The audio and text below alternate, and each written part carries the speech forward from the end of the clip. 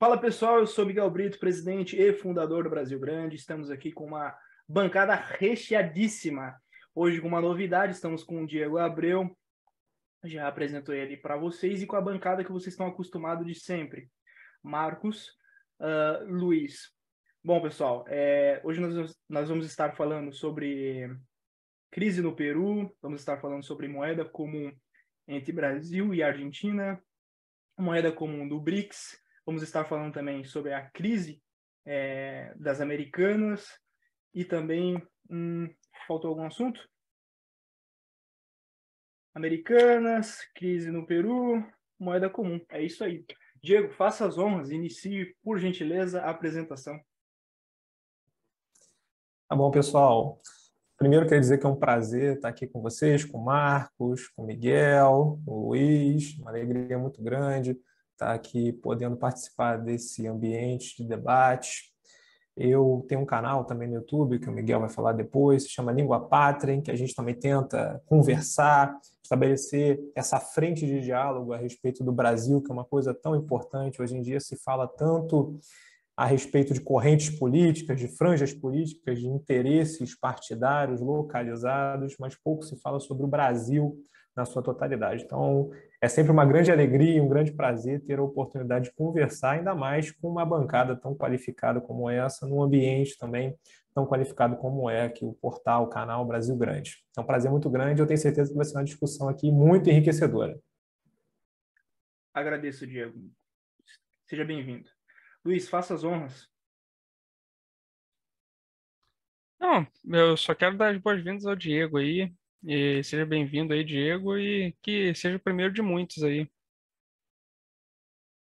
É isso aí. Passo a palavra para o Marcos. Mais uma vez, boa noite aí a todos que estão nos acompanhando, né? Estamos assistindo. Quem me conhece aí já sabe, mas não custa nada me apresentar novamente. Meu nome é Marco Júnior, sou articulista do Brasil Grande, né? Desde julho do ano passado. Cursei engenharia de produção, sou formado em engenharia de produção, estou cursando mestrado profissional em gestão pública e atualmente sou servidor público, né, pelo Instituto Federal do Espírito Santo. Show de bola, pessoal. O Luiz eu nem preciso apresentar, mas para quem não sabe, o Luiz é psicólogo, é formado em história, tem uma série de formações. Deixo aqui também, para quem tiver mais interesse, os artigos do Luiz aqui embaixo, a formação dele, canal no Telegram. Vou também estar deixando do Marcão vários artigos. Ali tem mais informações pessoais de cada um, o que já escreveu para o Brasil Grande, e também, obviamente, o canal do Diego, que é um canal excelente. Vou deixar o último vídeo que ele postou, que é referente à crise que está acontecendo dos índios, tudo mais, é um problema grave. E já vamos iniciar aqui também com primeiro bloco, a primeira pauta, e acho que seria pertinente a gente começar falando sobre a crise no Peru. Bom, já que o Diego é convidado, eu passo a palavra para ele. Beleza, Miguel. Então, vamos lá. Sabe que convidado normalmente sempre faz gafe, né? Então, a gente vai tentando se organizar aqui. Se eu passar do tempo, vocês, por favor, podem me cortar, podem puxar minha orelha sem nenhum problema, tá? Em relação à crise do Peru, assim, de modo geral, o que eu queria era colocar um certo panorama histórico. Eu tenho certeza que o Luiz, o Marcos, o Miguel vão poder complementar com algumas informações que eu acho que são mais pertinentes ao que está acontecendo agora, mas, de modo geral, o Peru, desde o momento da sua independência, lembrando que o Peru foi, daqui dos países da América Hispânica, foi um dos últimos a ter a sua independência consagrada, né? Uma vez que a elite peruana ela tinha uma vinculação muito firme, muito sólida também com a coroa espanhola. Desde o momento da sua independência, e até antes, uma vez que a crise peruana ela se iniciou de verdade ainda no período colonial, quando houve a transferência do eixo de interesse mercantilista da Espanha do que a gente poderia chamar do vice-reinado do Peru para o vice-reinado do Prata, né, transferindo esse eixo de interesse e de atuação da coroa espanhola de Lima, de Cusco, para a grande província de Buenos Aires, que era responsável pelo escoamento da prata que vinha lá das minas de Potosí. De modo geral, o que a gente pode observar é que o Peru ele passa por toda uma história de instabilidade que vai se iniciar de uma maneira mais contundente a partir daquela que ficou conhecida como a Guerra do Pacífico, que envolveu o Chile, a Bolívia, o Peru, em que aconteceu a perda da saída para o mar da Bolívia, que o pessoal da geopolítica gosta tanto de falar, de fazer meme, caçoando da Bolívia.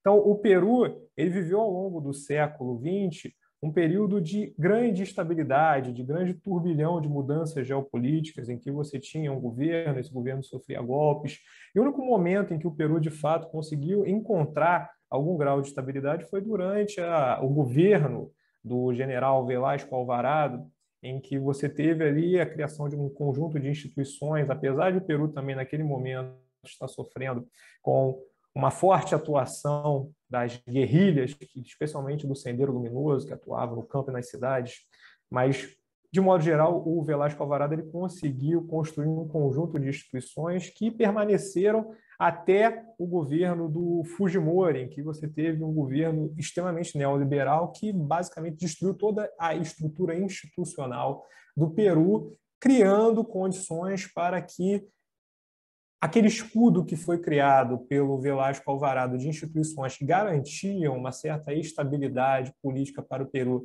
durante esse período, até o ano de 1975, quando houve a deposição do Velasco Alvarado pelo general Bermúdez, com o governo do Fujimori, o que você teve foi a destruição desse colchão institucional que criou as condições para que, a partir dali, o Peru voltasse a uma nova onda de instabilidade, que foi fundamentalmente o que foi levando ao conjunto de crises que passaram pelos governos que sucederam, lá do Alan Garcia, do famoso PPK, né, o Kuczynski.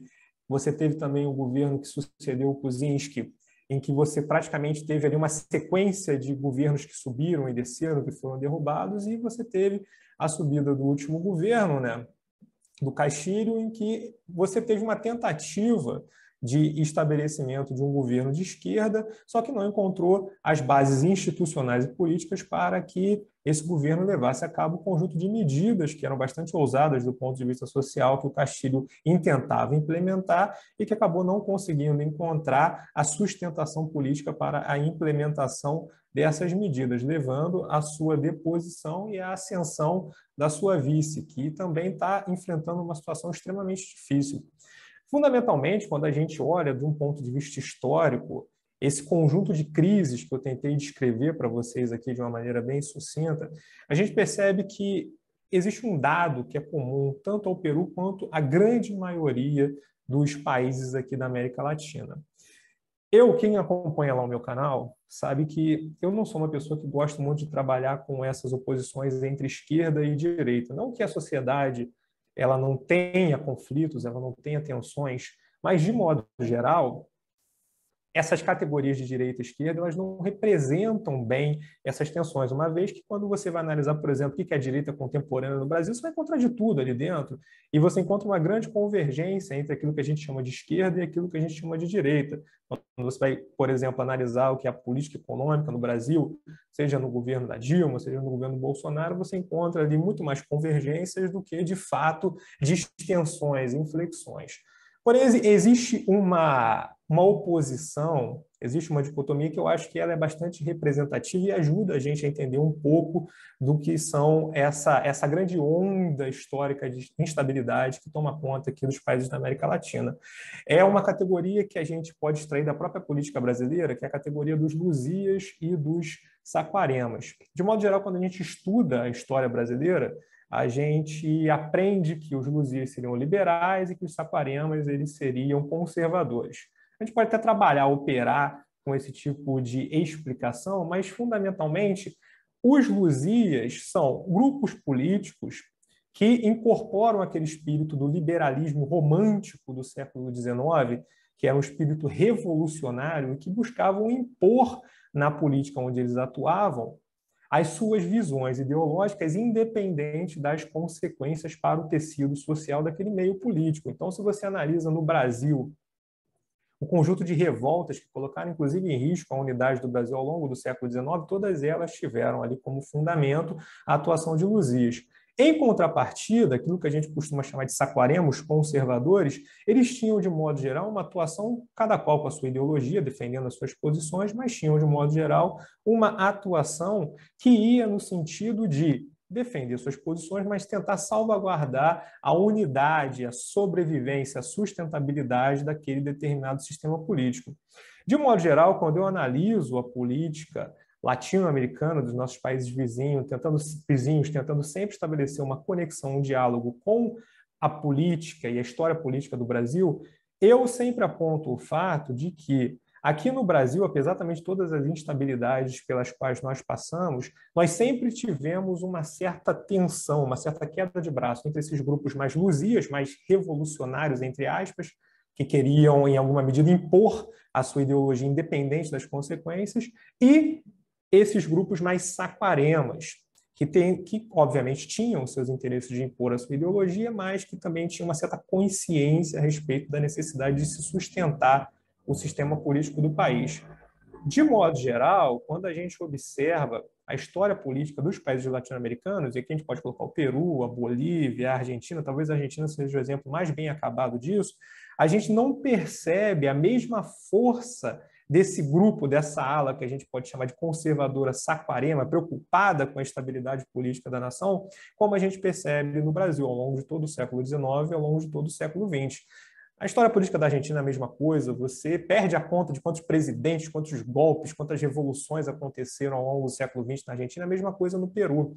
Justamente por conta disso, porque você não tem um grupo político que tenha esse compromisso histórico com a manutenção de uma certa estabilidade, com a manutenção ali de um mínimo de civilidade na condução da política. Isso, naturalmente, abre uma frente que pode ser muito facilmente aproveitada por interesses estrangeiros que queiram influir naquele país e criar ainda mais instabilidade, o que é fundamentalmente aquilo que a gente observa no Peru, inclusive com o financiamento de algumas dessas guerrilhas, como é o caso do Sendero Luminoso, que é sabidamente uma guerrilha que foi financiada ao longo da década de 70, 80, 90 por interesses que são vinculados aos Estados Unidos.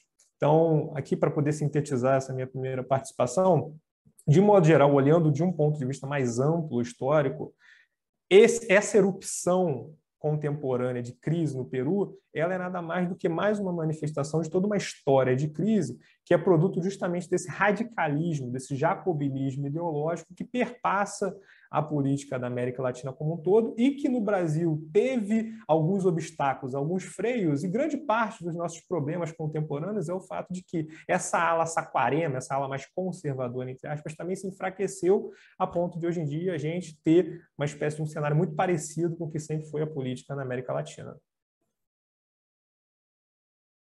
Obrigado, Diego. Muito bom. Luiz, por favor. Não, eu tô surpreso aí. Pô, muito legal a explicação do Diego, bastante elucidativa aí sobre a história do Peru. Acho que eu falaria talvez um pouco mais sobre a Argentina, né? Se eu fosse falar alguma coisa, porque diferentemente do Brasil, né? Eles ficaram centrados e ainda continuam falando de Perón, né? Do peronismo, né? Então você tem peronismo de esquerda, peronismo de direita, peronismo de centro-esquerda, peronismo de extrema esquerda, enfim. E não tem essa questão assim mais ligada um desejo de estabilidade, né? Porque eles realmente passaram por diversos golpes, né? Tanto é que é junta militar, enfim, uma guerra contra a Grã-Bretanha, né? Um negócio assim muito diferente do que a gente vê aqui no Brasil, né? Pelo menos até o período atual, né? E em relação ao Peru, é aquilo, né? Pelo menos em relação ao Castilho. Perdeu apoio, né? Não teve. Chegou ao governo, não teve apoio, não teve uma governabilidade, tentou dar um alto golpe ali, né? que não se concretizou. Eu fiquei acompanhando aquele dia, eu fiquei apreensivo, não sei se... Mas do jeito que ele estava tremendo, né, anunciando aqui, ele estava com um papelzinho tremendo. Vocês não estão vendo minha mão por causa do negócio. Ele estava assim, ó, lendo o papelzinho. Então, não rolou, né? Não deu certo. E ele acabou sendo deposto aí, né? E agora é aquela coisa, né? Quando acontece uma deposição, você tem os grupos, né? As facções políticas brigando entre si. E aí você tem um cenário que é péssimo, né, do ponto de vista da estabilidade para qualquer país, né? Aí no caso do Peru poderia ser assim, poderia ser. A gente tá no Brasil também, a gente está vivendo uma situação complicada aí, mas ainda não chegou no nível que se instaurou lá no Peru, né? Não sei o que o Marcos tem a dizer sobre isso aí. Posso já entrar aqui na minha fala? Pode entrar. Assim, o Diego apresentou muito bem aí o cenário macro, né, da política, da história peruana, né? Muito interessante a gente ver, tipo assim, olhar o macro, que assim, a gente pensa que a gente fica só olhando no micro, a gente pensa que é algo, tipo assim, excepcional, mas aí quando a gente vê no macro, às vezes não é tão excepcional assim, é apenas, digamos, digamos assim, uma das séries de convulsões, né, que atinge, né, os países não só o Peru, mas boa parte dos países latino-americanos, né? E assim, no caso peruano, né, acho que o que eu vou falar aqui, muita coisa não é nova, até quem acompanhou um bate-papo BG falou sobre o tal autogolpe, né, do Castilho, né, e o Luiz esteve presente também, vai entender. Talvez eu fale com outros termos, assim. Primeiramente, né, o sistema político, o sistema institucional peruano, ele está falido, né? Eu acho que só pelo fato da gente ter nos últimos, vamos pegar aqui, nos últimos 7 anos, que foi a eleição do Pedro Pablo Kuczynski, né, o PPK, né? A gente está no sexto presidente, com a sexta presidência diferente, 6 presidentes diferentes, né, nos últimos 7 anos, ou seja, a gente teve praticamente um presidente novo por ano, na média, né? Então, ou seja, não tem como um país, né, principalmente num sistema político como o peruano, né, que eu disse também é um sistema político disfuncional, né, o sistema político peruano, da forma como ele é concebido hoje, ele consegue ser ruim e ele consegue juntar o que há de pior do presidencialismo, né, e junta o pior do parlamentarismo num sistema só. Ele consegue unir o pior dos dois mundos, né?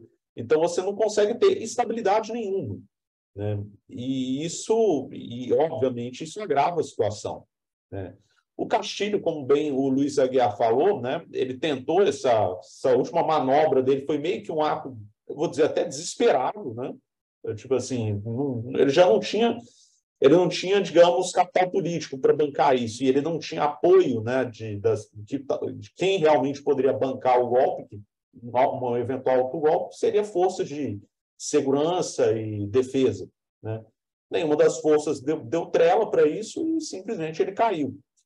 E aí, obviamente, isso, digamos assim, exaltou os ânimos, né, de uma parcela da população que, de certa forma, sente representada pelo Castilho, né, que é basicamente o que a gente poderia chamar aqui de Peru profundo, né? Digamos aqui, que é aquela região andina, né, do Peru que votou em peso no Castilho e que, digamos assim, não está satisfeito aí com esse novo arranjo político. Então, assim, o que se precisa dizer? Aí, por exemplo, o Diego apresentou o macro e eu estou aqui apresentando o micro, né? O que a gente precisa trabalhar, né, nesse sentido? O que precisa ser trabalhado? Basicamente, um novo arranjo institucional, político institucional para o Peru. É basicamente o que se precisa. E, assim, porque é muito fácil, só ter eleição antecipada. Tá, ok, vai ter uma nova eleição, antecipa a eleição, elege um novo presidente, elege um novo Congresso, que vai ter, basicamente, os mesmos a mesma correlação de forças políticas que tinha antes e que vai continuar tão instável como antes. Então, o que se precisa é realmente de uma refundação, né, do país, das bases institucionais do país, né? Como que isso vai ocorrer? Isso aí é uma pergunta que os políticos peruanos precisam dar uma resposta a isso, né? Mas não tem como, não é, tipo assim, o Peru chegou a uma situação que ou é isso ou é simplesmente enxugar gelo, vamos ter uma nova eleição presidencial lá na frente, antecipa, tem um novo presidente, tem um novo Congresso, e aí vamos ter mais instabilidade. E um outro registro importante aqui, que cabe frisar, é o seguinte: mesmo as forças políticas no Peru, mesmo as forças políticas que, em tese, comungam da mesma visão ideológica, né, elas não necessariamente elas se aliam, né, elas trabalham umas contra as outras, mesmo no mesmo campo político. Tipo assim, se você for olhar, o Congresso peruano, ele é, digamos, majoritariamente dominado por forças de centro-direita e direita política. No entanto, nenhuma dessas forças se entende uma com a outra, né? Porque você tem lá a Força Popular, né, que é da Keiko Fujimori, né, que é a principal força, mas você tem outras forças políticas que são rivais dessa Força Popular, né? E que, tipo assim, vamos supor que tem uma nova eleição e aí a Keiko Fujimori finalmente é eleita. Ela vai ter o mesmo problema de estabilidade política que o Castilho teve. Talvez só mudem um pouco os atores, mas a instabilidade vai continuar. Então, ou seja, o que a gente precisa falar sem um arranjo político institucional que permita a refundação do país, né, nas suas bases, né, vamos continuar tendo os mesmos problemas de instabilidade. E aí vou fazer para finalizar aqui o meu ponto, a grande questão, e aí trazendo para a realidade brasileira, né, porque a gente fala assim, a gente tem, no Brasil você teve forças políticas, você teve e ainda tem forças políticas que prezam por alguma estabilidade institucional. Foram os saquaremas do Império. Hoje, na Nova República, isso é basicamente o centrão, que é o MDB, é o PSD, agora está virando, o União Brasil está se encaminhando para virando essa força aí do centrão. E aí tem ainda agora o progressistas, os republicanos. Tudo bem que eles deram uma guinada mais à direita agora, mas assim são também, não deixam de ser forças mais do centrão que prezam por alguma estabilidade institucional. Só que, como foi dito aqui também, né, como essas forças, digamos assim, estabilizadoras, elas estão perdendo força, a gente também está entrando aí num ciclo aí de turbulências que nos colocam mais próximos dos nossos colegas latino-americanos. Então, basicamente, essa a minha contribuição. Muito bacana todos os comentários, agradeço aí ao Diego, ao Luiz e ao Marcos. Vou fazer aqui minha pequena contribuição, falando sobre a crise do Peru. Começo falando quando ela começou, dia 7 de dezembro, quando o Pedro Castilho tenta a dissolução do Congresso.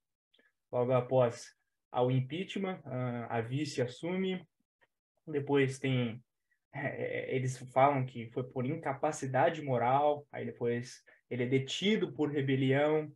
Aí, dia 8 de dezembro, mais ou menos, os Estados Unidos vai lá e faz aquele elogio ao Peru, falando que estava de parabéns, para tentar conseguir um arranjo ali, né, democrático, manter a ordem social no país. Depois há um aumento nas manifestações, né, que é o que o Marcos falou, né, que tem certos lugares do Peru que o Pedro Castilho tem bastante apoio. E isso, na verdade, ocorreu também em todo o país. Aí, alguns dias depois, dia 11, dia 12, por ali, começam as primeiras mortes, né? Os primeiros manifestantes são mortos, depois começa a aumentar muito o número para 7. Aí o Castilho permanece preso. Aí, dia 14 de dezembro, acontece a antecipação, tá? A antecipação da eleição. ela é aprovada no Congresso dia 20. 10 de janeiro, no mês seguinte, já agora nesse mês, começa uma investigação, olha para você ver a loucura, começa uma investigação por genocídio. 10 minutos. De genocídio para vice-presidente, que assumiu o poder no lugar do Pedro Castilho. Então, você vê, ela assumiu, já não teve nenhum apoio ali. E dia 19 de janeiro, começa uma violência assim, nas ruas de maneira muito, muito exacerbada, muito, muito forte, aumentando as mortes todos os dias, violência, quebradeira. E dia 28 de janeiro, poucos dias atrás, a vice-presidente tenta antecipar a eleição mais ainda, que é o que o Marcos disse na fala dele, no comentário dele. Então, assim, é enxugar gelo. O que está acontecendo no Peru é basicamente isso, tá? Eu dei um panorama geral ali do que tem ocorrido dia por dia, mais ou menos. Então, parece que vai ser isso. Não vai ter uma coisa bem planejada. Vamos tentar uma nova constituinte, um novo arranjo político. Permanece sendo as mesmas pessoas que mandam no Peru. Vai ser enxugar gelo. Parece que realmente as coisas não vão melhorar. Mais um capítulo do Peru, igual o Diego deu o panorama ali geral. É só mais um capítulo do Peru. A gente, no Brasil aqui, não acaba ficando uma coisa muito localizada. A gente não sabe muito sobre os nossos irmãos aqui de América Latina. Então, acredito que para muitos seja uma surpresa, mas o Peru é isso daí. Assim como a grande maioria dos nossos vizinhos. E como o Diego, o Luiz falou, a Argentina, apesar de todos os problemas e tudo mais, ainda sendo consideravelmente pior do que o Brasil, né, nessa questão de arranjo de ordem social, ainda é melhor do que os demais vizinhos. E o Brasil tem essa força moderadora que é o Centrão, que muito é criticado pelos privilégios, e sim, é verdade, tem corrupção, mas a gente sabe que não é um dos maiores problemas, né? Tem problemas muito maiores do que a corrupção. Eu acredito que seja a falta de projeto. Então, é isso. Nós temos aqui uma força reguladora, uma força moderadora, que é o Centrão, e isso tem nos mantido um pouco melhor na linha. Mas, igual o Marcos disse, tem que haver cuidado aí, para que a gente não seja a mesma coisa aqui do que os nossos vizinhos, né? E a gente está num período que, ou, para mim, né? Eu não sei o que os colegas aqui de bancada pensam, ou a gente vai ou a gente racha, né? Estamos num período assim complicado. Mas é isso, pessoal. A gente finaliza o primeiro bloco aqui. Agradeço a todos pela participação no primeiro bloco. A gente já volta com o segundo bloco.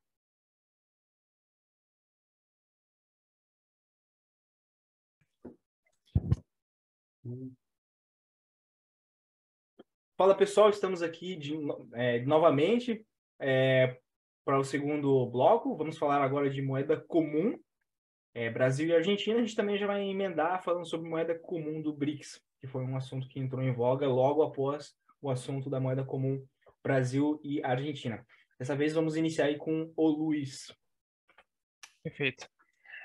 Então, o que acontece, né? A gente tem essa questão aí da moeda comum, né? Que o pessoal ficou, né, preocupado, né? Ah, meu Deus, vai ter um país assim que está com uma economia cheia de problemas, a gente vai ter a moeda, só uma única moeda aqui ou para o continente, ou então uma moeda única entre Brasil e Argentina. Assim, sendo bem sincero, primeiro a gente tem que saber a diferença entre moeda comum e moeda única, né? Moeda comum é uma coisa, né? Você tem moedas comuns, assim, e você continua tendo a moeda do seu país, continua usando real, continua usando peso argentino, né? Se fosse nesse caso, é uma coisa. Agora, moeda única, que seria a extinção das moedas nacionais, né? Que aí teria emissão por um só órgão, né? Enfim, aí é outra coisa, né? Mas, assim, sendo bem sincero, nesse caso, né, do Brasil e Argentina, eu não sei, eu acho que as instituições aqui não estão maduras o suficiente para esse tipo de coisa. Eu acho que nem a Europa estava madura bastante para o euro. Eu acho que foi realmente um grande problema ali, principalmente para as economias lá do sul da Europa, né, que tinham economias mais fracas, né, não tinham tanto a projeção quanto a Alemanha, né, quanto a França. E isso aí gerou uma série de problemas ali, como a crise da Grécia, a crise em Portugal, né, Itália, né, esses países ali do sul, ali do Mediterrâneo. E agora, no caso do Brasil, em relação à moeda, mesmo se fosse uma moeda comum, eu acho que talvez não tivesse o efeito desejado, né? E moeda única, então, menos ainda. Acho que seria uma coisa menos desejável ainda tanto para se fosse para a América Latina inteira, quanto fosse só para o Brasil e Argentina, talvez causasse mais problemas ainda do que supostamente fosse solucionar, né? Em relação a barreiras comerciais, em relação a várias questões aí. Eu acho que a gente, com o Mercosul, já avançou em muita coisa, né? Mas não necessariamente precisa ter uma moeda comum, né? E você quer que eu fale do BRICS também, em relação à moeda do BRICS? Oi, Miguel. Vamos falar de Brasil e Argentina, daí a gente engata no BRICS, beleza? Não, então... Aí cada um fala um pouco de Brasil e Argentina, daí a gente engata. Ô, então Luiz, beleza. deixa eu te fazer uma pergunta. Sim. Essa questão de Brasil e Argentina, moeda comum, é uma questão muito para furar a hegemonia do dólar, certo? Sim, tem isso Supostamente. também. Supostamente sim. Em teoria é muito bom, mas na prática você acha que não vinga? Olha, eu acho que também a gente tem outros países aqui, por exemplo, tem um país aqui específico da América do Sul que a moeda dele é o dólar, né? Que é o Equador, né? Então eu não sei. A própria Argentina, né? Tem com essa moeda muito desvalorizada, a própria economia da Argentina é muito dolarizada, né? Então, eu acho que é um problema é bem difícil, né, de você combater essa hegemonia do dólar, né? A própria questão, isso aí é uma coisa que ultrapassa a questão da América do Sul, né? Isso aí vai para Bretton Woods, né? É uma coisa maior, né, do que a América do Sul, do que a América Latina, maior do que o UNASUL, maior do que Mercosul, maior do que CELAC. Teria que ser Então, uma união de todos, né, para poder fazer isso, né? teria que ser assim, teriam que ser países relevantes e que tivessem, assim, uma capacidade de escoamento de produção, né, de produção de O poder, né? tecnologia, de projeção de tanto poder, o hard power, né, quanto o poder brando, né? Então, e o poder da opinião também, que é muito importante, né? Muito importante. E até importante porque é o seguinte, a pauta, né, conjunto aqui, a gente vai falar de BRICS, vai muito em conta disso. Aí sim é uma afronta, é uma ponta de lança contra o dólar. Sobre o que o Luiz falou, tá? Sobre dólar e a economia argentina ser muito dolarizada, é tão verdade que é o seguinte, eu moro aqui no litoral catarinense e a Argentina gosta muito de vir para cá passar as férias. E, cara, é o seguinte, realmente, os caras vêm com dólar e é isso, entendeu? Eles chegam aqui, eles vão trocar a moeda do dólar ali para real e sempre foi assim. Esse ano é um ano muito bom, tá, para turistas aqui em Santa Catarina, para turistas argentinos. É um ano atípico porque a gente está voltando a ver muitos argentinos. Conversando aqui com algumas pessoas que trabalham em casa de câmbio, no comércio, eu trabalho no comércio. O seguinte comentário comum faz 10 anos que a gente não vê tanto argentino assim, tá? Aqui no Brasil. Então, alguma coisa ocorreu. É interessante. E muito uruguaio também. Só que o Uruguai tem mais poder aquisitivo do que o argentino, tá? Então, vamos lá. Marcos, por favor. Assim, né, sobre a proposta da moeda comum, né, entre Brasil e Argentina, né, assim, primeira coisa que, como o Luiz já ponderou aqui, existem diferenças entre a moeda comum, que é basicamente você criar uma unidade comum uma common currency, né? Uma moeda comum para você fazer as transações comerciais, né? E que não substituiria as moedas nacionais, nem o peso argentino, nem o real brasileiro. E a moeda única, que aí sim você vai substituir todas as moedas nacionais por essa moeda, né? É bom a gente frisar isso para que tipo assim, as paixões políticas nessa discussão, e que foram muitas paixões políticas aí que já foram colocadas nessa discussão aí nas redes, né, na imprensa, não contaminem o debate, né? De qualquer forma, né, sobre a ideia em si da moeda comum, a gente tem que entender isso, digamos assim, a gente tem que colocar a seguinte questão, né? Como o próprio Luiz também falou, né, que o próprio se no caso da Europa, né, do euro, com digamos assim, diferenças, digamos, de estrutura, né, diferenças na estrutura econômica, nas diferenças estruturais econômicas dos países, eram menores, e mesmo assim deu problema, né, principalmente nas economias do Sul, né, que aí, não é só do Sul, evidentemente, Portugal, Itália, Espanha, Grécia, também a Irlanda também teve, que aí não é uma economia do Sul, mas também teve problemas sérios aí na década passada aí, por conta aí da crise da dívida. Se essas economias tiveram problemas seríssimos, né, e por conta desse arranjo, né, que eles não podem cuidar, eles não têm a questão, eles não têm mais o controle sobre a política monetária. Então, resta o quê? Controlar a política fiscal. E aí entra aquela questão das medidas de austeridade, e aí lá você tem cortes em gastos sociais, cortes em salários, aposentadorias. Isso gera todo um desgaste político e social para os países que adotam isso. E se nessa questão já foi problemático para a Europa, imagine para dois países, né, que, tipo assim, por mais que a gente não tenha um padrão europeu, digamos assim, de estruturação econômica, mas assim, a diferença, nós estamos em um pé bem melhor do que a Argentina, bem melhor, né? Então, assim, você pega dois países com estruturas econômicas completamente díspares, né? Como o Brasil e a Argentina, né? A Argentina com a segunda maior inflação da América do Sul, atrás apenas da Venezuela, né?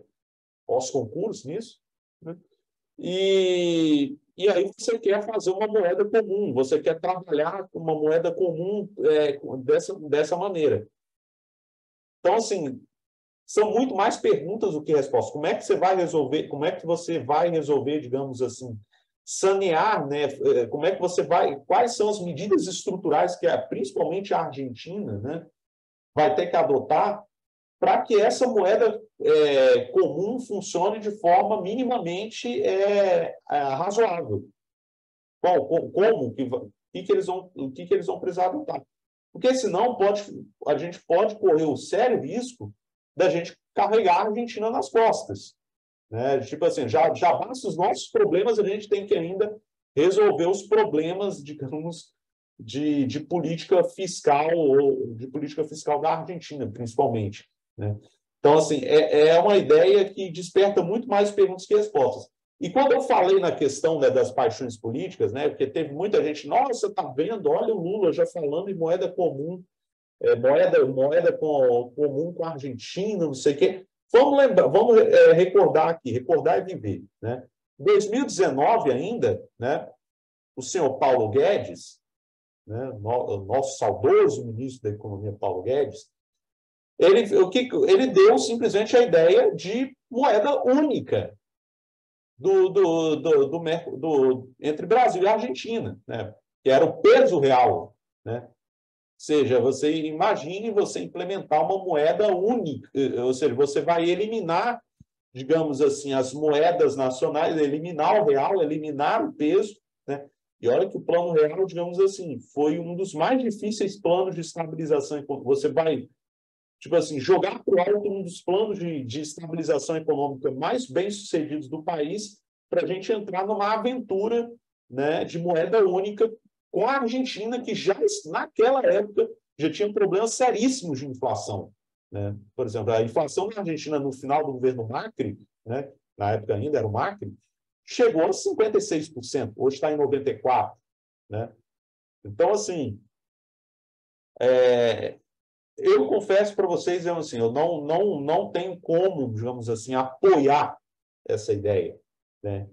E aí, já pegando o gancho aqui para a moeda dos BRICS, né, moeda comum, por exemplo, eu não sei se é moeda única ou moeda comum nesse caso. Depois. Depois.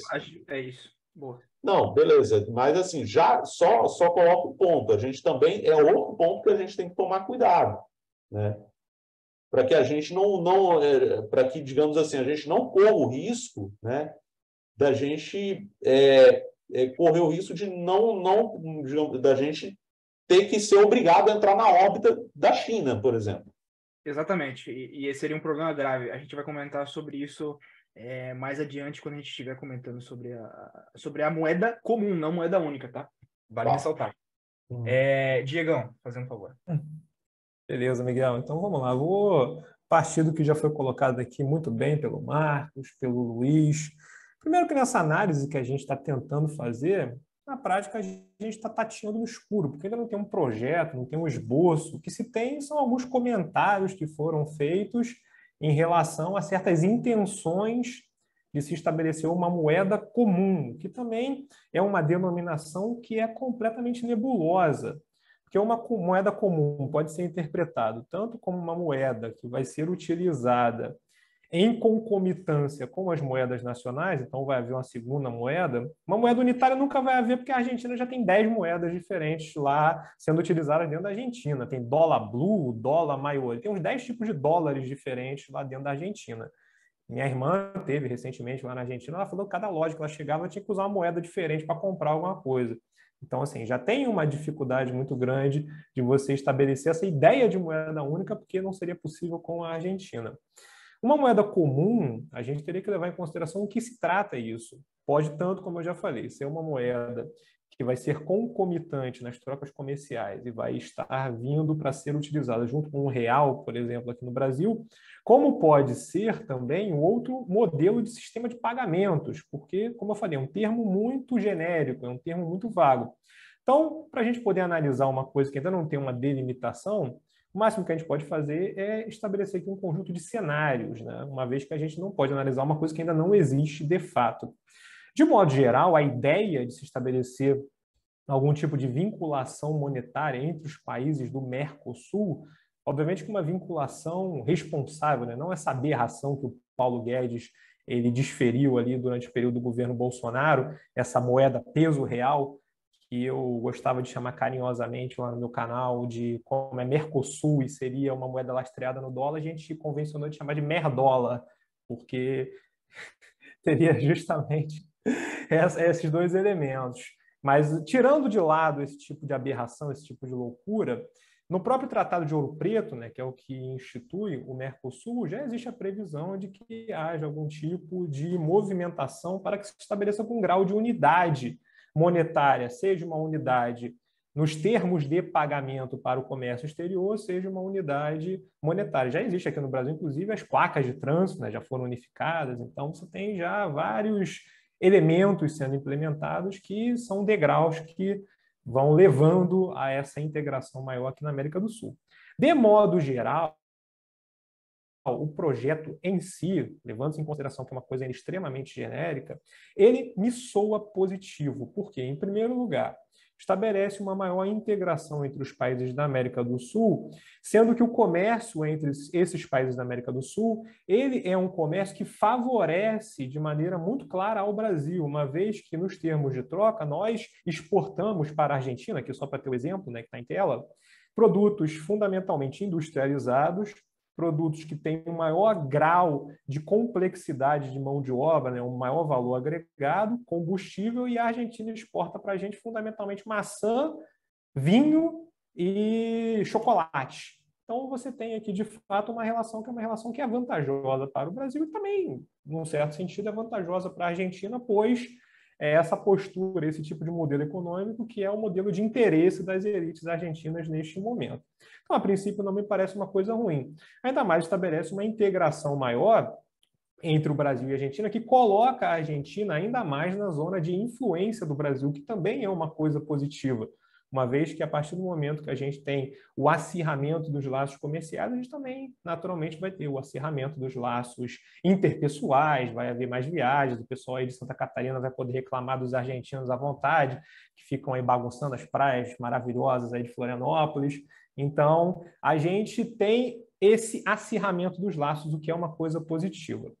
Pois bem, existe uma outra coisa positiva também, que eu, de modo geral, tenho observado no debate na mídia internacional, uma posição negativa em relação à criação dessa, que eu vou chamar de uma moeda comum, mas lembrando que é um termo muito genérico. Tem o Paul Krugman, né, que é um porta-voz aí de interesses americanos, ele escreveu alguns artigos falando muito mal, então isso normalmente é uma coisa boa. Se o Paul Krugman fala mal, via de regra, é uma coisa positiva.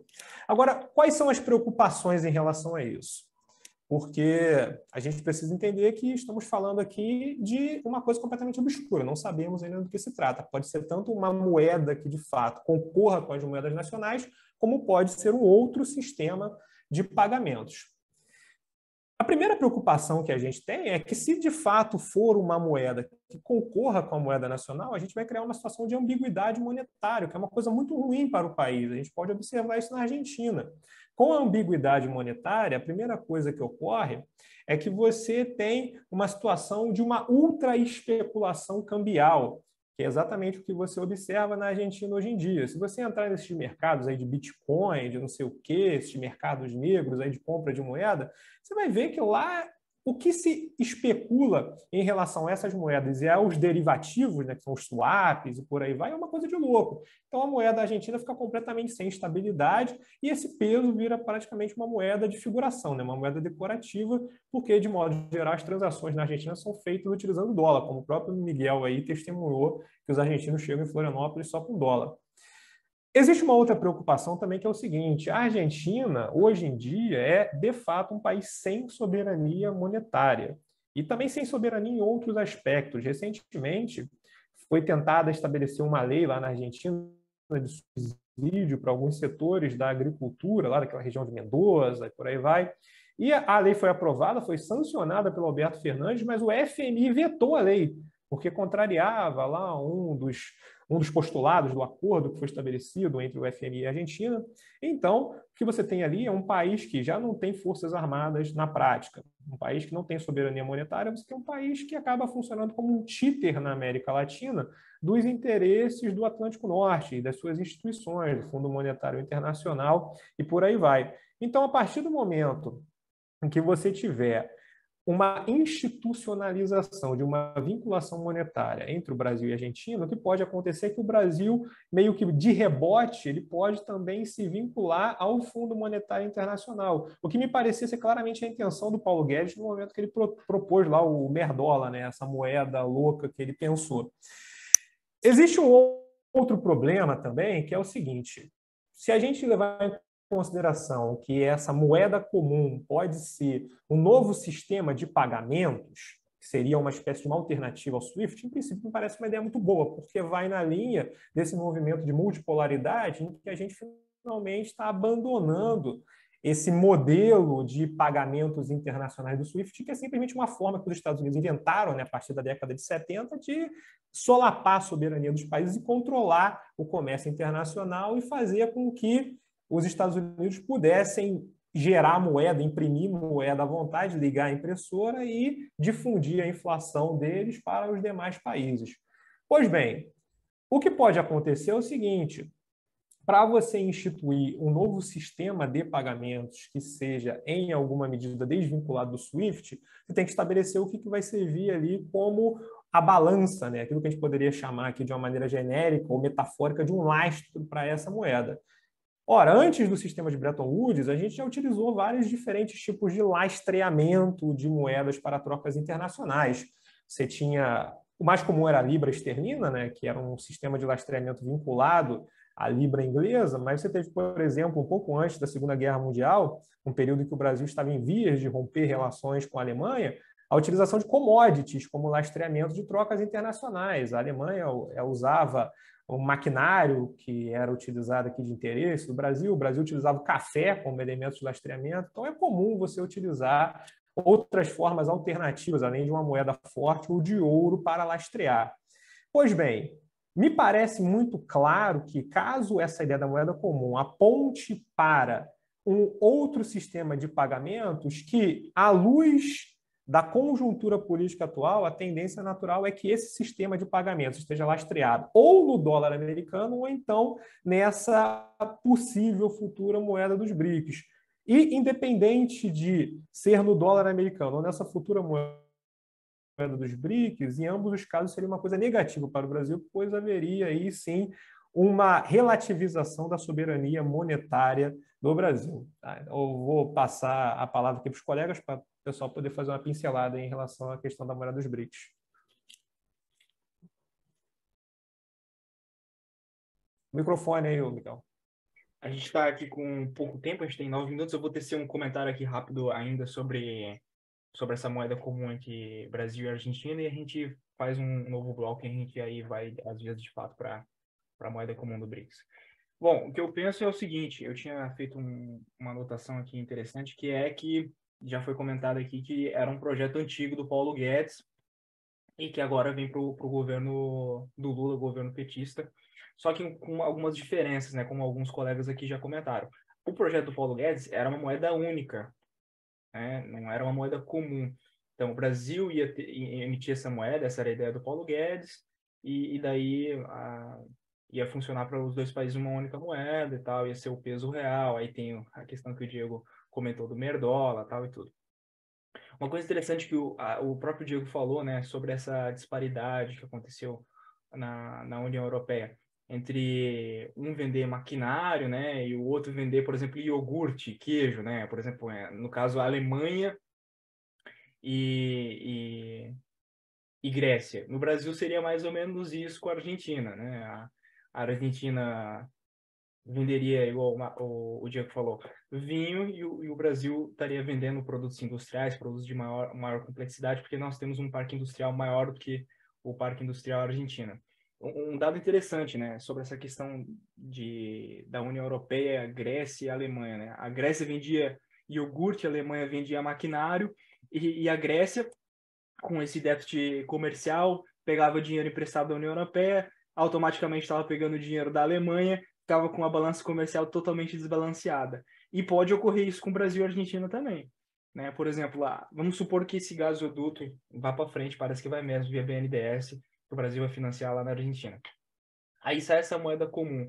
O Brasil está vendendo maquinário para a Argentina está vendendo para nós vinho. Então, fica ali uma balança comercial totalmente deficitária para a Argentina. E ela tendo que pagar o Brasil. Fica complicada essa questão da Argentina e a gente exerce o poder que a gente tem aqui como liderança na América do Sul, na Argentina, que é o maior país da América do Sul. Então, quando analisado isso, parece uma ideia interessante. Só que o que me preocupa é realmente a prática, não a teoria, porque na teoria é lindo, na teoria muita coisa é bonita, né? Agora na prática é outra. Mas é uma coisa interessante isso, né, cara? Essa questão da balança comercial. E como o Brasil, nos últimos anos, foi perdendo esse poder de influência, né, aqui na América do Sul. Ainda mais com esse caos social que está acontecendo na América do Sul, não só na América do Sul, mas no mundo. Mas aqui puxando aqui para a América do Sul, que é onde a gente está, onde a gente tem que exercer o nosso poder, a gente foi perdendo essa coisa, né, de influência, de poder que nós tínhamos. E cabe ao Brasil resolver esses problemas da América do Sul, da América Latina. Porque se o Brasil não resolver, quem vai resolver vai ser um país europeu, vai ser os Estados Unidos que vai vir aqui na América do Sul e vai querer falar o que deve ser feito, ou a própria Europa. Ou até o próprio México. A gente vê muitos casos no México, por exemplo, que está lá no norte querendo resolver problemas ou comentando sobre problemas aqui da América do Sul. Então, a gente tem que tomar esse cuidado. O parque industrial mexicano já é consideravelmente maior que o do Brasil, então a gente ficar de olho, senão a gente começa a perder completamente a relevância. Né? E o que era para a gente acontecer, que era virar uma potência mundial, a gente acaba perdendo o nosso posto nem de potência regional. Tá? Então vamos aí para o próximo bloco, acho que ficou bem interessante esse bloco. A gente vai para o próximo bloco, a gente fala de moeda comum do BRICS e depois americanas. Beleza.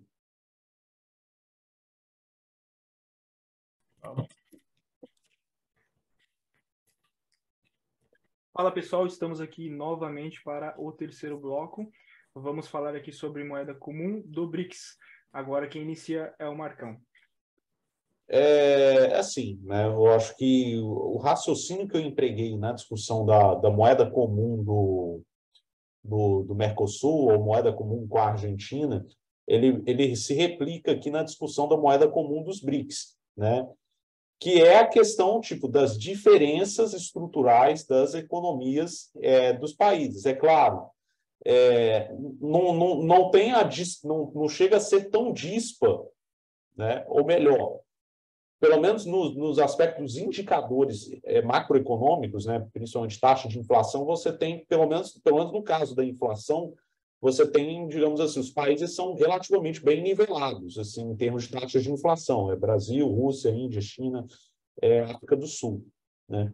Mas, assim, a grande questão, né, mais uma vez, é que, tipo assim, como foi falado pelo Luiz na questão da discussão da moeda comum é, da, da, de Brasil e Argentina, que é a questão das diferenças entre, se na Europa, né, que as diferenças eram menores, né, elas ainda assim, elas foram preponderantes a ponto de trazer problemas, né, principalmente para as economias menores, né, do bloco, né, a gente tem que tomar muito cuidado, né, com essa ideia de moeda comum dos BRICS, porque a gente, assim, se não for algo muito bem amarrado, muito bem planejado, né, a gente corre um sério risco, né, e aí eu falo nem só do Brasil, né, falo até da gente correr o risco de, por exemplo, a gente cair na órbita da China,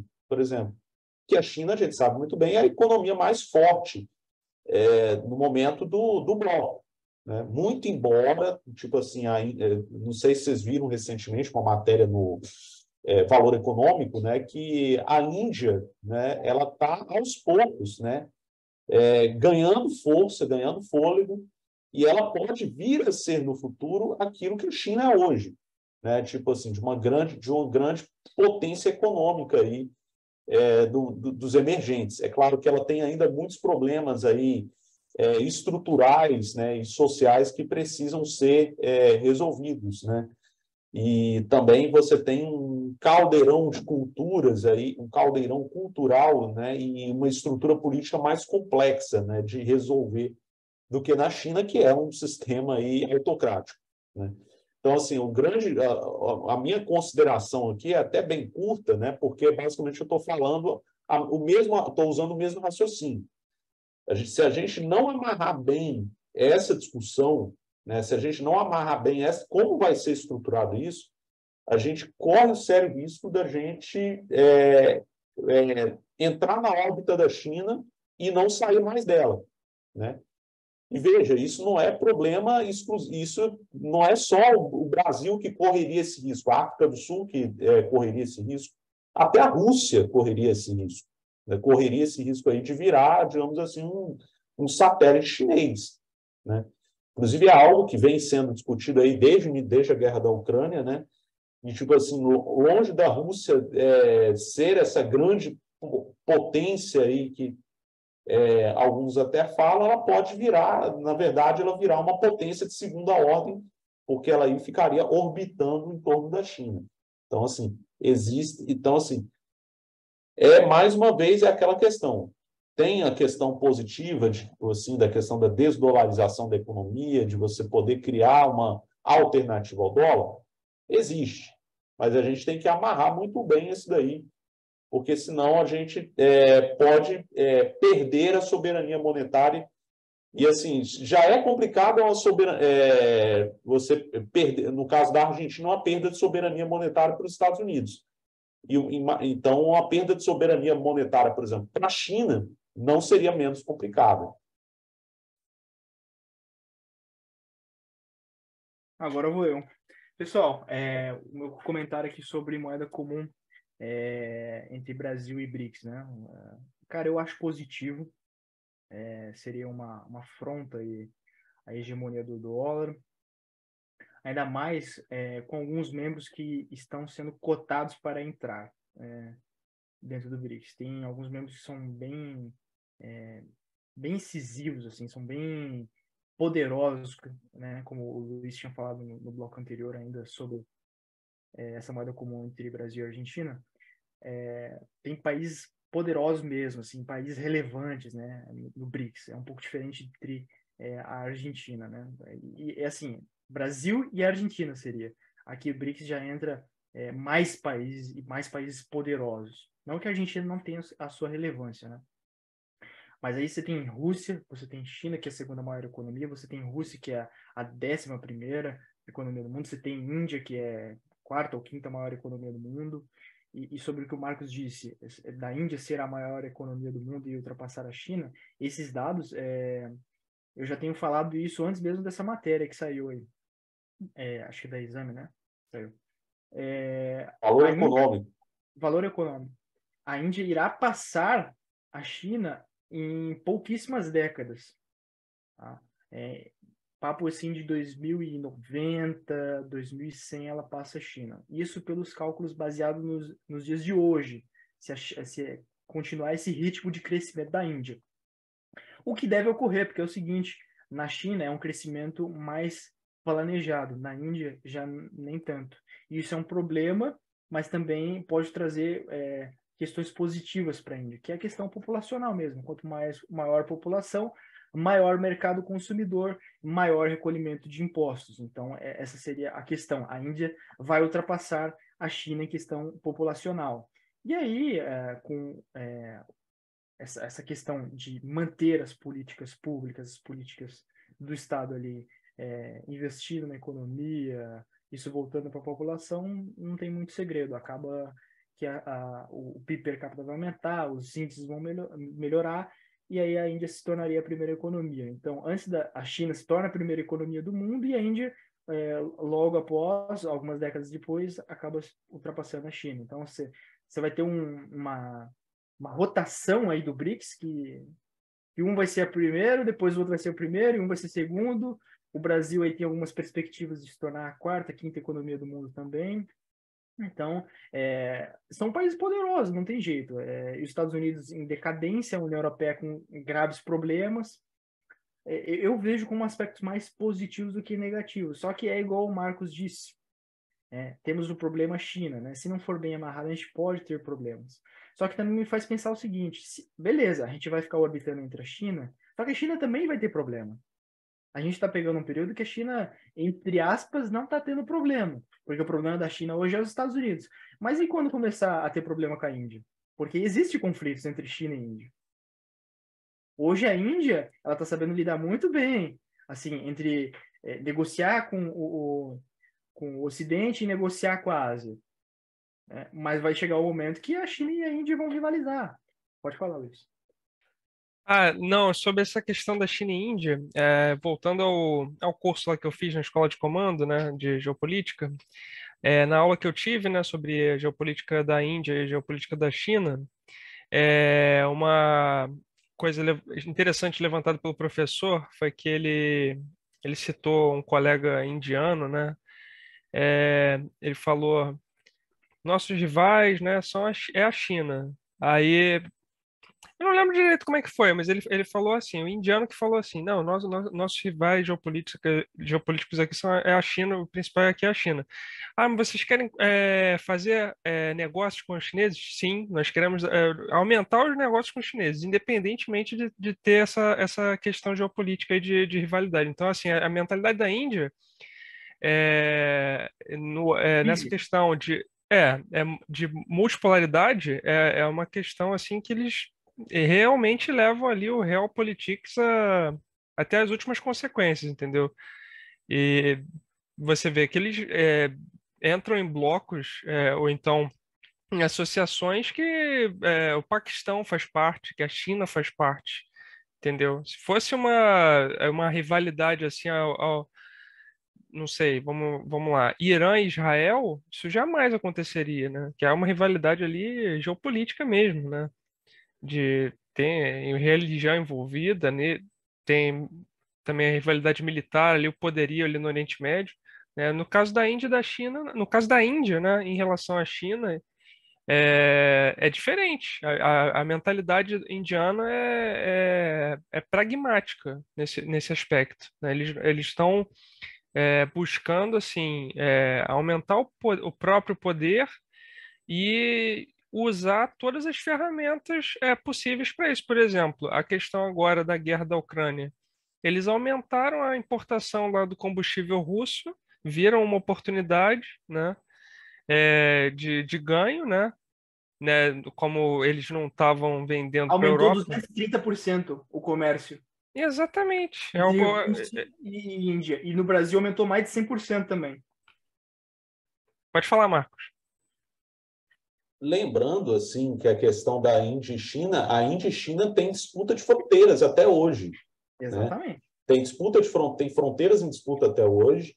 Né? Fora a questão, você falando da questão do Paquistão, de certa forma, a China também usa o Paquistão de certa forma. A China também usa, de certa forma, o Paquistão, assim, financia várias obras. se alia ao Paquistão para, de certa forma, fustigar a Índia, né? O Paquistão tem bomba atômica. O Paquistão tem bomba atômica, a Índia tem bomba atômica e a China tem bomba atômica. É a tríplice fronteira atômica. Essa. E é literalmente isso mesmo. Ele é tríplice fronteira então assim, digamos assim, é um caldo, né, bem complicado, para dizer o mínimo. Então assim, quando eu digo isso, é o seguinte, isso era tudo para pegar um raciocínio. A China também não vai ter vida fácil, entendeu? Ela vai ter que lidar com o Ocidente, ela vai ter que lidar com a Índia vai ter que lidar com o Paquistão, entendeu? Então, assim, não é tão simples. A posição privilegiada que a gente vê, assim, no mundo, realmente, é o Brasil.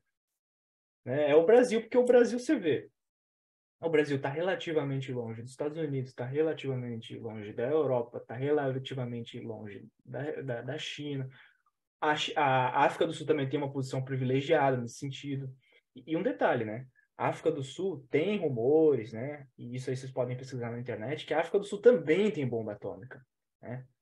Se não tem bomba atômica, foi desativado, porque ela tinha bomba atômica. Isso é um fato. Ela teve bomba atômica. A África do Sul teve bomba atômica.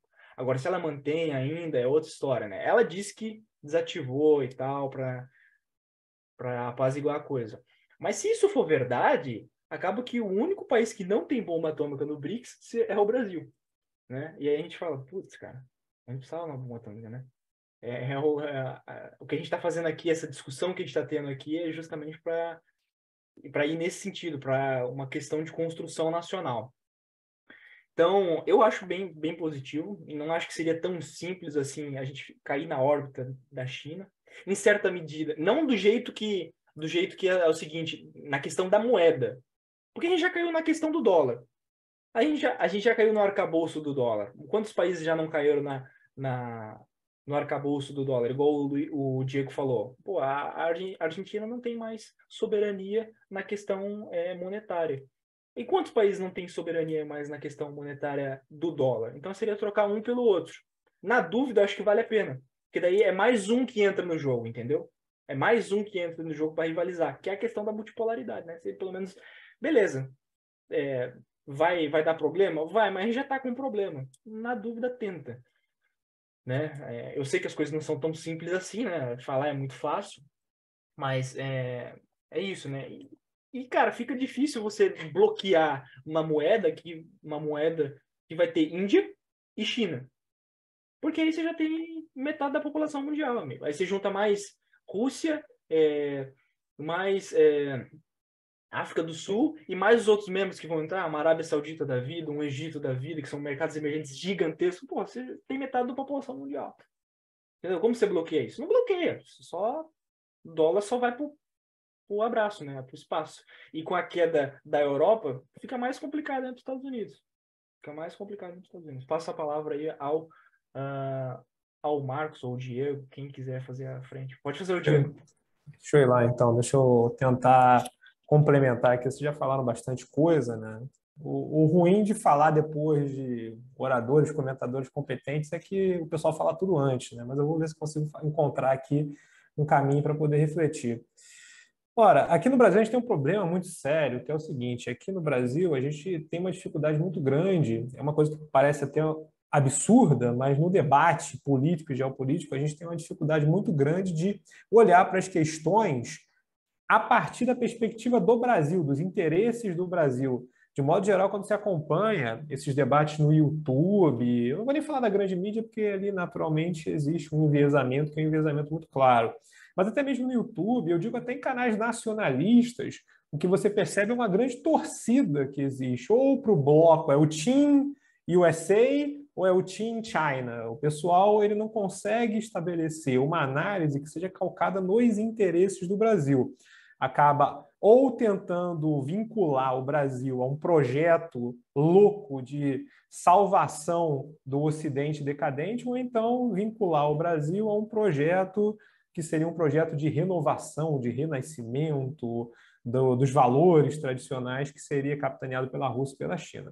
Olha, eu acho que a gente tem que analisar as questões com base nos interesses brasileiros, sem, obviamente, fechar portas para oportunidades que o Brasil pode ter se vinculando a determinados blocos, como acontece com os BRICS, mas também sem fechar portas e sem satanizar certas alianças tradicionais que o Brasil tem com outros poderes constituídos, como é o caso da Inglaterra e dos Estados Unidos. É preciso lembrar o seguinte: o Brasil já auferiu grandes vantagens se alinhando tanto aos Estados Unidos quanto à Inglaterra. A gente tem que levar em consideração que a nossa industrialização, a fundação dela, foi estabelecida a partir de uma aliança que o Getúlio Vargas conseguiu costurar durante o período da Segunda Guerra Mundial. Então, essa industrialização que a gente vê de maneira tão pujante em Santa Catarina, no Rio Grande do Sul, no Rio de Janeiro, em São Paulo, em Goiás, essa industrialização é produto dessa aliança que foi estabelecida entre o Brasil e os Estados Unidos. Da mesma forma, o Brasil também já estabeleceu alianças importantíssimas com a Inglaterra. Vale lembrar que o encouraçado que ajudou a defender o litoral brasileiro na época da Confederação do Equador, quando os amotinados eles tomaram Recife, foi o encouraçado inglês. Foi justamente o produto de uma aliança que o Império Brasileiro, naquele momento, conseguiu estabelecer com os interesses ingleses, que tinham, naturalmente, muitos problemas com a ascensão de um outro poder político muito vinculado aos Estados Unidos, né? Lembrando que lá do lado do Frei Caneca, que foi fuzilado lá no Forte de 5 Pontas, foi fuzilado também um cidadão americano. Essa reflexão toda leva a gente para onde? Ora, um dos princípios da geopolítica brasileira é o princípio da multipolaridade, né? De que o Brasil ele tem que ser um agente no mundo para fomentar a multipolaridade, levando-se em consideração, naturalmente, que a multipolaridade ela tende a favorecer aos interesses brasileiros. E eu penso que a presença do Brasil no BRICS e com esse fortalecimento dessa presença, com a criação de um sistema de pagamentos que seja alternativo ao dólar, pode, em grande medida, beneficiar o Brasil. Em primeiro lugar, porque o Brasil, especialmente com a China, já tem um comércio que é um comércio que não apenas é uma escolha nossa do ponto de vista estratégico, mas hoje em dia é uma verdadeira dependência que o Brasil tem da China. Basta levar em consideração que grande parte do nosso agronegócio tem como exportador fundamental a China. Então, a partir do momento que se cria um meio de pagamento que facilite essas trocas, que desburocratize essas trocas, evidentemente o Brasil vai se beneficiar com isso. Agora, eu penso que o Brasil deveria levar em consideração o seguinte: ele deveria, em primeiro lugar, ter muito claro quais são os seus interesses, quais são as demandas fundamentais para a sociedade brasileira. Eu penso que a nossa reindustrialização, eu penso que a integração do país, que é um país que, apesar de ter avançado muito na sua integração, quando a gente compara com os nossos vizinhos latino-americanos, mas ainda tem vários gargalos de integração. Eu penso que a complexificação do nosso parque industrial, tudo isso devem ser diretrizes que a nossa política econômica, a nossa geopolítica tem que ter sempre no horizonte, tem que ter sempre em vista. E a partir dessas oportunidades que surgem, o Brasil tem que buscar negociar os melhores termos possíveis. Então, por exemplo, o Brasil deveria, nesse momento que se propõe a criação de um novo sistema alternativo ao sistema do SWIFT, ele deveria estar negociando com os dois lados, tentando ver qual dos lados ofereceria para o Brasil uma melhor situação do ponto de vista de garantir que o Brasil possa ter benefícios para levar a cabo esses interesses fundamentais. Então, por exemplo, eu tendo a achar que os Estados Unidos, à luz da conjuntura política que existe hoje lá, não teriam interesse em favorecer um comércio que pudesse ajudar o Brasil a se reindustrializar. Então, nesse momento, naturalmente, a gente tenderia a dar passos na direção de fortalecer os nossos laços comerciais com o bloco do BRICS, que tem como o agente, do ponto de vista comercial, mais importante a China. A economia russa é uma economia que tem muitos paralelismos, né? Uma economia de commodity, então tem muitos paralelismos com a economia brasileira. Então não existe uma complementariedade igual existe com a China, sem contar que a economia chinesa é muito mais pujante do que a economia russa. A economia russa é uma economia basicamente similar à economia brasileira, e em alguns aspectos até menos desenvolvida. A gente é menos desenvolvida, obviamente, na questão da indústria militar, mas existem alguns elementos da economia brasileira que são mais complexos, inclusive, do que da economia e da indústria russa. Pois bem, para sintetizar toda essa reflexão, eu penso que o Brasil ele deve entender esse momento que, como o Luiz e o Marcos falaram muito bem, é um momento muito atípico, porque quando a gente observa a história das relações entre Rússia e China, entre China e Índia, a gente percebe que, ao longo da história, se estabeleceram muito mais escaramuças, rivalidades, conflitos do que essa pax que foi construída em torno da liderança da China. O Brasil deveria aproveitar esse momento para poder fazer valer os seus interesses, que, neste presente momento, apontam mais para um aumento do comércio, um aumento da vinculação com a China, mas sempre buscando negociar termos melhores. Ora, basicamente o que a China quer para o Brasil é que o Brasil seja um grande fazendão que forneça para ela as commodities que ela precisa para sustentar o seu desenvolvimento, enquanto ela mesma não consegue desenvolver a sua agricultura a ponto de ela mesma se autossustentar. Porque isso claramente é um objetivo da China, quando você vê os investimentos que estão sendo realizados na área de agricultura, na modernização da pecuária e da agricultura chinesa. Então, o Brasil tem que aproveitar esse momento para tentar estabelecer uma negociação de termos que leve ao Brasil a possibilidade não apenas de fornecer commodities sem alto valor agregado, mas também que leve ao Brasil a possibilidade de fornecer produtos que complexifiquem aqui o nosso parque industrial. Então, o produtor de soja do Mato Grosso do Sul, de Goiás, por que ele tem que fornecer a soja in natura? Por que ele não pode fornecer essa soja já, pelo menos com algum grau de trabalho envolvido, de complexidade produtiva envolvida, que aumenta o salário do pessoal do nosso cerrado, que aumenta a qualidade de vida daquelas populações que estão lá, que aumenta a demanda por trabalho? Você tem uma população desempregada, amontoada nas cidades. Imagina, a gente abrir uma nova fronte de produtividade, de emprego nessa região que é pouco populada do Brasil. Então, é uma relação de ganha-ganha. Então, de modo geral, eu penso que o Brasil precisa aproveitar essas oportunidades para negociar melhores termos, seja com a China, seja com os Estados Unidos, ou seja com quem quer que possa oferecer para a gente vantagens que a gente possa se beneficiar e beneficiar o nosso país, porque, do ponto de vista da geopolítica, o nosso objetivo fundamental deve ser melhorar, beneficiar, aumentar a qualidade de vida da nossa população. Isso que deve estar sempre no nosso horizonte. Não ficar sendo cheerleader da China ou salvando a civilização ocidental, esse tipo de maluquice. O interesse deve ser do Brasil, né? Isso é uma coisa que me pega bastante. Eu vejo bastante nacionalista, exatamente o que o Diego comentou, né? Indo logo para um lado. Não, o lado tem que ser o lado do Brasil, meu amigo. Só o Brasil interessa. É o Brasil grande e ponto, entendeu? A Rússia e a China, a África do Sul, os Estados Unidos, a União Europeia, a Inglaterra, a depender de qual seja o país. O Brasil tem que prevalecer, o Brasil tem que ser o primeiro. A gente não tem que torcer para ninguém, tem que torcer para o Brasil. Enquanto for conveniente tal país, ok. E daí é conveniente. Se não for conveniente, abraço. Entendeu? O Brasil é grande, o Brasil tem a sua potência e tem que cada vez exercer mais essa potência, entendeu? Se não gostou, a gente vira para o outro lado. Vai ter gente que vai querer, vai ter país que vai querer comprar da gente, vai ter país que vai querer vender. A gente é um país de 200 milhões de pessoas, 10ª maior economia do mundo, já fomos a 6ª. Então. Próximo. Faltou alguém falar? Ou todos nós falamos? Acho que todos nós falamos. Todos falaram. Falta 10 minutos. Então vamos já já vamos para o próximo bloco. O que vocês acham? Pode ser. Vocês que Ótimo, mandam. ótimo. Beleza? Bora. Encerra aqui Vamos lá. o bloco, a gente vai para o final. Vamos lá.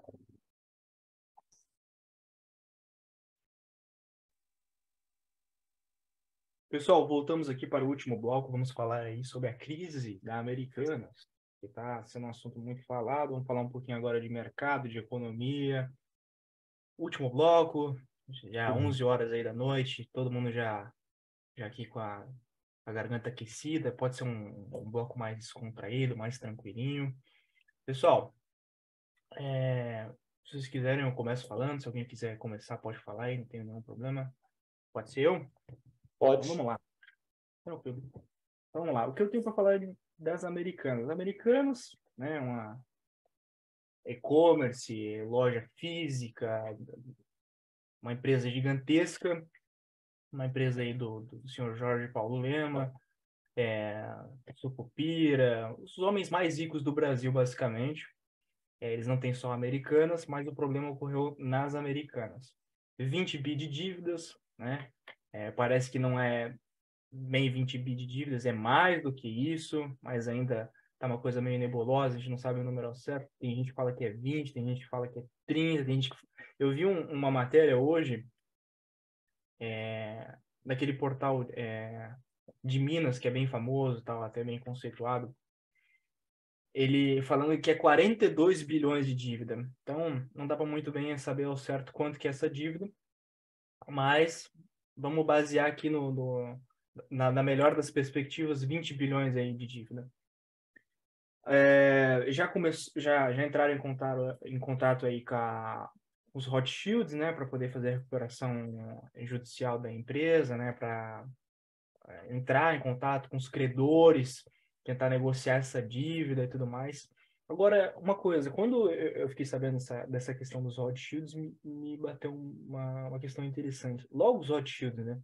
Eu não quero entrar aqui em teoria da conspiração nem nada, porque a família Rothschild, ela existe, tá? Tem gente que fala, a família Rothschild não. A família Rothschild já existe, ela é de Hamburgo, ela é da Alemanha, é uma família de banqueiros, judeus, é uma coisa assim, no mínimo, interessante, vai. Que eles foram direto neles. E indo em contato com essa galera, me faz crer que talvez essa recuperação judicial realmente vá para frente. Porque quem sabe da capilaridade desse tipo de família sabe que são famílias poderosas, né? Não vou entrar em nenhum mérito aqui de teoria da conspiração. Só é um fato. A família Rothschild é uma família poderosa, tem capilaridade nos Estados Unidos, nas principais economias do mundo, inclusive aqui no Brasil. Tá? Já começaram as demissões, tá? Hoje começaram as demissões, começaram nas capitais aí de Porto Alegre e no Rio de Janeiro. Então, em 2 centros financeiros importantes, né? Já começa a ter a demissão. E isso é importante falar porque já vem numa situação complicada, que já está tendo várias demissões ao longo do Brasil, aí já tem mais essa, né? Então, complicadíssimo. Aí entra uma questão muito agora complicada também do mercado financeiro brasileiro. Você não vai ter o problema só que fica exclusivamente na Americana. Você começa a ter um problema agora também de questionamento dessas empresas de auditoria. Tem gente falando que quem decidiu esconder essa questão de números falsos, né? Que foi para os fornecedores e tal, uma dívida do balanço foi transferida para outro lugar, foram as empresas de auditoria. Daí é um problema gravíssimo. Gravíssimo, gravíssimo, gravíssimo. Porque daí entra o setor de auditoria todo em problema. Você tem que pensar o seguinte, a empresa de auditoria não é uma empresa que é uma empresa, como que fala, de investigação.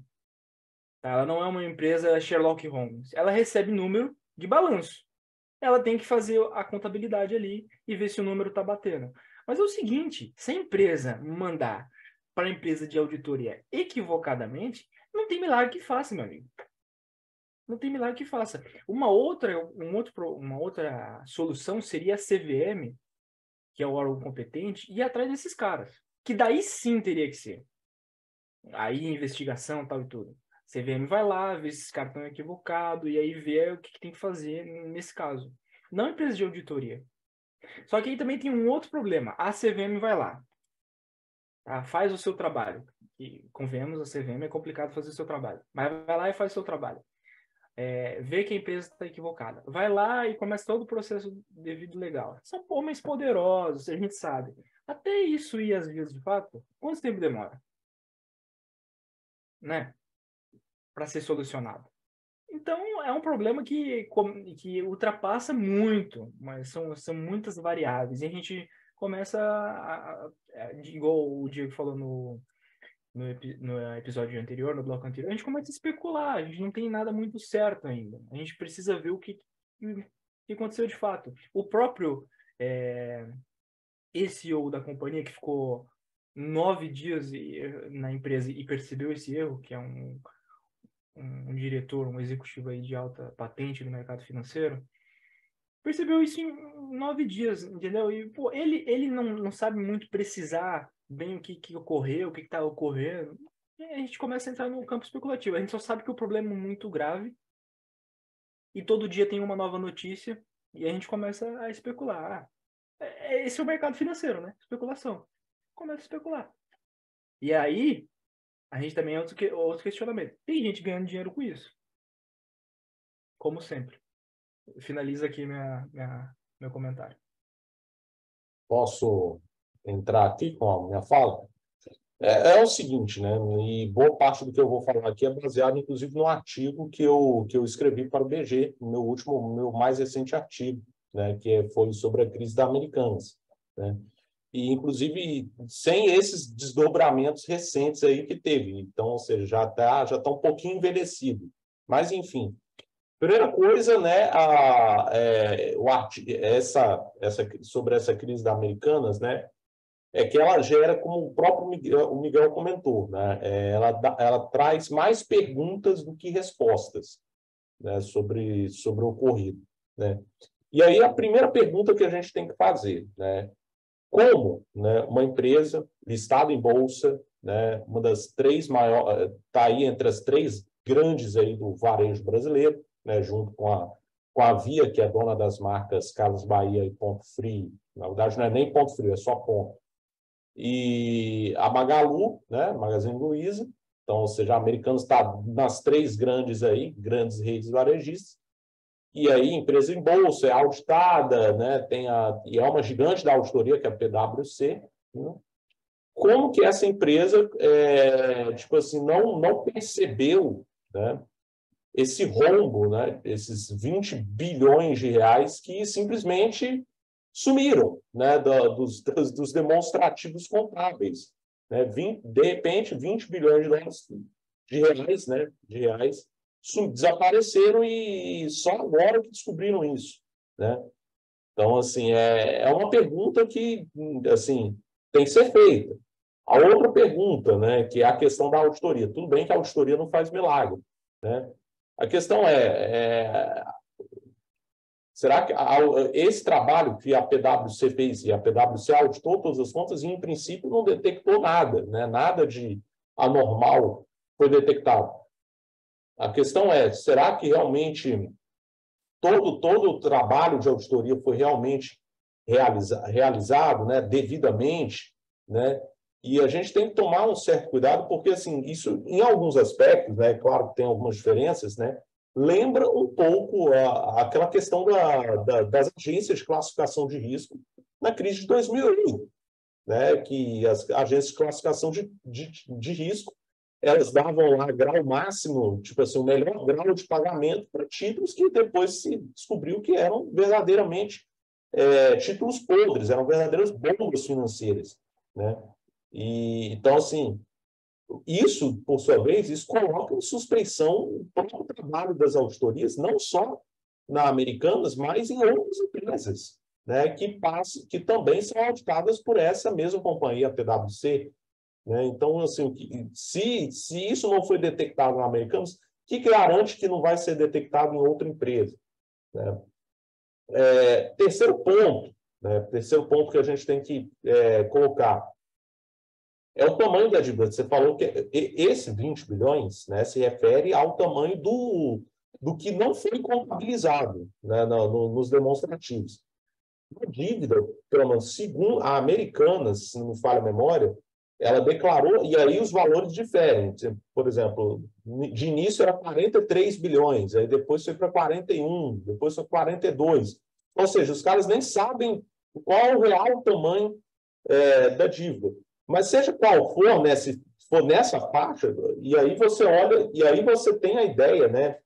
Eu estava pegando, acho até umas semanas atrás, eu estava pegando o tamanho de empresas, né? Comparando o tamanho de empresas em faturamento, né? Se você pega, por exemplo, algumas das maiores empresas do Brasil, né? E compara só com o endividamento da Americanas, né? Que é de 40, vamos pegar aqui 40 e poucos bilhões, é uma Neo Energia em dívida. É uma Suzano papel e celulose em dívidas, em tamanho. Só que a questão é a seguinte: a Neo Energia, que é uma companhia elétrica, o que ela tem de ativos? Ela tem o quê? Ela tem subestações, ela tem linhas de transmissão, tem poste, tem central de distribuição, enfim. Você tem todo um ativo, né, que, em caso de problemas, pode ser convertido, de alguma forma, em recursos, né, para a empresa, né? Da mesma forma, a Suzano Papel e Celulose, né, que é uma empresa grande, aí, ela tem um faturamento de ordem também desses 40 e poucos bilhões, ela tem o quê? Grandes plantas industriais. Tem aí as florestas aí de eucalipto que servem aí para essas plantas, né? Enfim, também, então, ou seja, são empresas grandes e que têm ativos valiosos. A questão é, o que a Americanas tem? O que a Americanas tem? Ela tem lojas, que em boa parte são lojas alugadas, né? Ela não tem boa parte, ela não é imóvel próprio que ela tem, né? Então, assim, e o que ela comercializa? Basicamente, se você ela comercializa... Omar, tipo, permite a brincadeira, ela sim, comercializa 5 Kit Kats por R$ 5, é isso que ela tem. E uma sim. dívida de 40 Não, bilhões.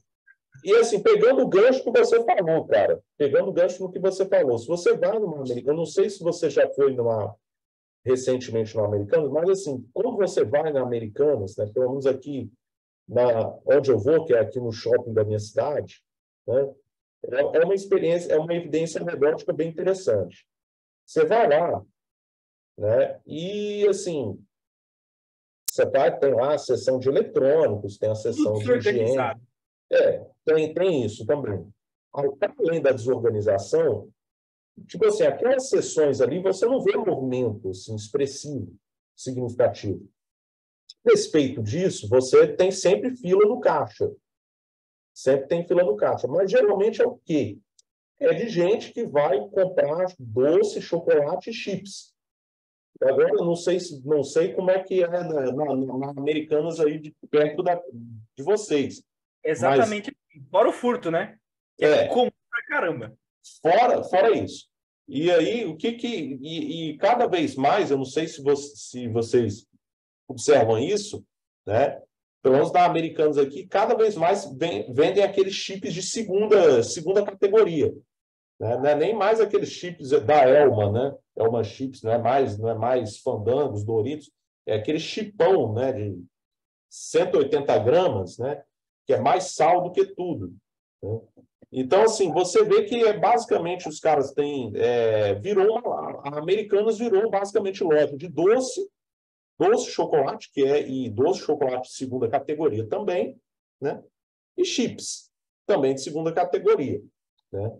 É claro, eventualmente ela vende alguma coisa com maior valor agregado. Por exemplo, inclusive esse notebook aqui que eu estou usando aqui para fazer a gravação da chamada, eu comprei não é na Americanas, mas é no Submarino, que pertence a Americanas, né? Eu comprei com eles, né?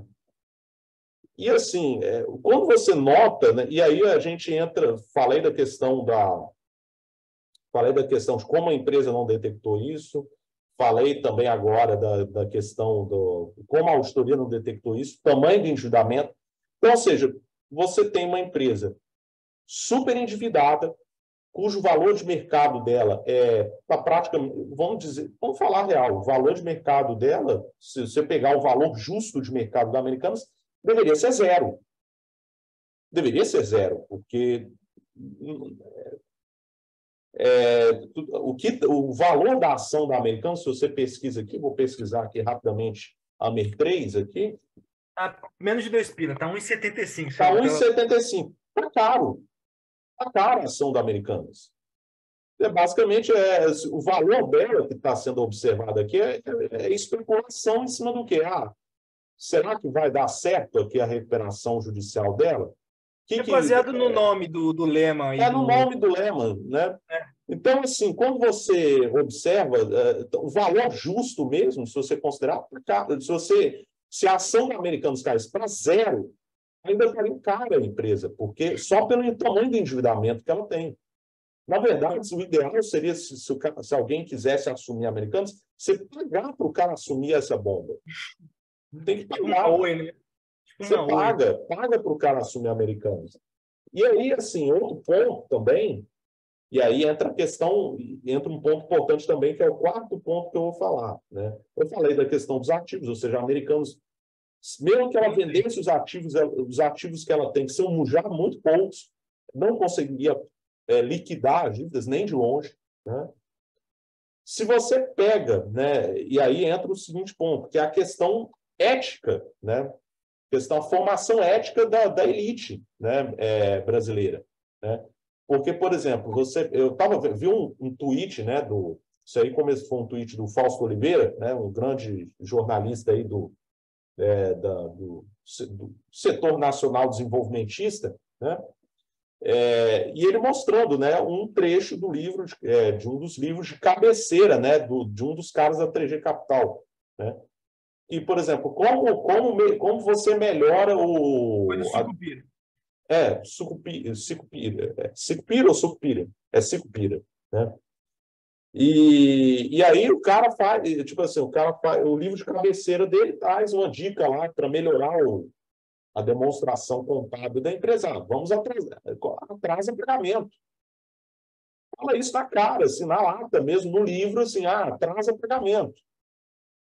Ou seja, você está alçando, né? E aí eu vou, com todo respeito, né? Você está alçando picaretagem, né, a parâmetro ético.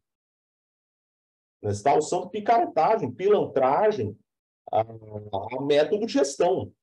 E isso, assim, por mais que seja até comum que isso ocorra, isso não pode ser aceito. Não pode ser aceito. E isso está trazendo resultados que nós estamos vendo aí, resultados já devastadores, né? Já está tendo demissões, né? Já vamos, muito provavelmente, e recuperação judicial, a gente sabe muito bem, já vamos falar em fechamento de loja, né? Tipo, eu até estava, o Luiz Aguiar até falou que já algumas lojas no Rio de Janeiro já fecharam, né? Aqui no Espírito Santo, você tem, tipo assim, você tem lojas Americanas em todos os shoppings, né? Fora as lojas de rua. Tipo assim, muitas delas vão fechar, um monte de gente vai perder seu emprego, vai perder sua renda, né? E num momento que não é um momento tranquilo para a economia do país. Então, assim, e aí, voltando à questão ética, né? A gente sabe muito bem, né, que, assim, é um negócio que os próprios bancos já... Os próprios bancos, né? Os próprios bancos já estão batendo na ideia de que houve fraude contábil, houve fraude financeira, né? E a questão tem cheiro de fraude, tem gosto de fraude, tem cara de fraude, focinho de fraude. Se isso aí não for fraude, nada mais é fraude. Porque tá muito na cara, principalmente pelas movimentações que tiveram na Americanas antes da revelação desse rombo de 20 bilhões. Por exemplo, teve venda aí, teve acionistas venderam 245 milhões de ações, né, antes dessa revelação desse estouro, né? Então, ou seja, temos o quê? Insider trading, que é crime, inclusive, né? Então, assim, tem muitas questões, né, que precisam ser respondidas, né? Mas, assim, a grande verdade é que nada cheira bem nisso daí. Isso aí está muito claro, está muito nítido isso aí. Nada cheira bem. Uma coisinha antes do Luiz ou do Diego assumir é o seguinte, que vale ressaltar aqui nos comentários do Marcão. As americanas, igual o Marcos disse, é uma coisa meio especulativa, assim, é igual o Marcos disse, não tem muito um capital físico, algo que justifique o valor de mercado das americanas. E são 44 mil funcionários. É muita coisa, é uma cidade. E muita cidade tem menos de 44 mil habitantes aqui no Brasil. Então, isso vai pesar, isso é realmente ruim para a nossa economia. Mas, igual o Marcos disse, né? É uma coisa meio que especulativa, assim. Se a Americanas chegasse a zero, não seria surpreendente, né? É diferente, por exemplo, sei lá, de um mercado livre. Pegar aqui o exemplo de uma empresa latino-americana, né? Cara, realmente existe uma tecnologia por trás do mercado livre da vida. Você compra uma coisa num dia, chega no outro dia. Isso eu que moro aqui em Santa Catarina, né? Se você comprar isso, por exemplo, num grande centro, chega no mesmo dia. Então, existe uma coisa tecnológica. Então, se você tira da Americanas as lojas alugadas, igual o Marcos disse, as lojas que nem são tão muito boas, assim, são desorganizadas, os preços não são muito atrativos, né? Na maioria das vezes, são coisas de segunda linha. Sobra o quê? O site. O site tem algum diferencial competitivo? Não tem, pô. Hoje tem Amazon, Mercado Livre, sabe? Não faz muita diferença, não. Realmente a questão, a nossa preocupação aqui não é puramente pela americana, mas sim pela crise que isso gera, né, de credibilidade e pelo desemprego. Outra coisa que eu ia comentar, pegando fazendo um paralelo aqui com uma empresa japonesa, a Sempre Toshiba. A Sempre Toshiba fez exatamente isso, tá? Ela foi uma empresa de ponta tecnológica no Japão e foi muito famosa e vendia muito. Mesma coisa americanas. Fez apostas erradas, começou a ter picareta ali, começou a ter fraude, não sei o quê, até o ponto de descobrirem nos balanços que tinha fraude mesmo. Só que a Sempre Toshiba é uma empresa que tem capital, tem uma coisa física, tem plantas industriais, tem uma série de coisas assim. E o governo japonês foi lá e salvou. Tem muita gente falando que a Americanas deveria ser assim. Cara, eu não sei se o Estado deveria salvar a Americanas, essa é a questão. Entendeu? Não deveria, na minha opinião, não deveria. Uma preocupação muito maior pela questão, como eu disse, de confiança do próprio mercado brasileiro, porque isso passa uma mensagem tanto no mercado nacional quanto internacional horrível. Isso, querendo ou não, vai desencarretar não só na Americanas, mas no desemprego e tal e tudo, quanto nas 44 mil pessoas diretas que vão perder o emprego. Entendeu? Só falar um ponto aqui antes de passar a palavra para os colegas, é o seguinte, você mesmo falou, né? A própria Americanas tem 44 mil colaboradores, né? E se você pensa, fora a questão assim, que é mais intangível, né? Do poder gravitacional que ela tem no comércio mesmo. Se você põe uma Americanas, né? Num comércio de rua ou dentro de um shopping, ela atrai o movimento. Ela, embora não mais tanto como antigamente, mas ela ainda assim ela atrai movimento que vai ser, digamos assim, vai ser irradiado para outras lojas que ficam na proximidade, né? Então, quando você fecha, né, e vamos ter muitas lojas americanas sendo fechadas, né? Isso aí é certo, né? Como todo processo de recuperação judicial, e veja bem, se a recuperação judicial der certo, que eu, sinceramente, eu estou achando que eu tenho muitas dúvidas a respeito, né? Eu acho que essa recuperação judicial está mais com cara de ser algo para os acionistas maiores ganharem tempo, protegerem os patrimônios antes da vaca ir para o brejo de uma vez, né? Então, e aí estou falando exatamente disso que vocês estão pensando, falência mesmo, vai quebrar, né? Muita gente vai perder emprego, vai caminho de Mesbla, caminho do Mapping, Arapuã, enfim, né? E aí entra a questão, se você fecha uma loja americana, vamos pensar, fecha num shopping. Qual impacto que você vai ter isso para o comércio, para as outras lojas que ficam dentro do shopping? Você vai atrair o gente. O grande mérito da Americanas é se chamar Americanas. É a opinião pública, é a especulação. É gravitação, né? É efeito gravitacional dentro do mercado. Né? Então, assim, é algo complicadíssimo. A gente, como eu falei, tem muitas perguntas que precisam ser respondidas e realmente a preocupação, e você falou sobre a questão de salvar Americanas, né? Eu também acho que a gente não tem que tomar muito cuidado sobre essa ideia de salvar Americanas. Pode-se fazer isso?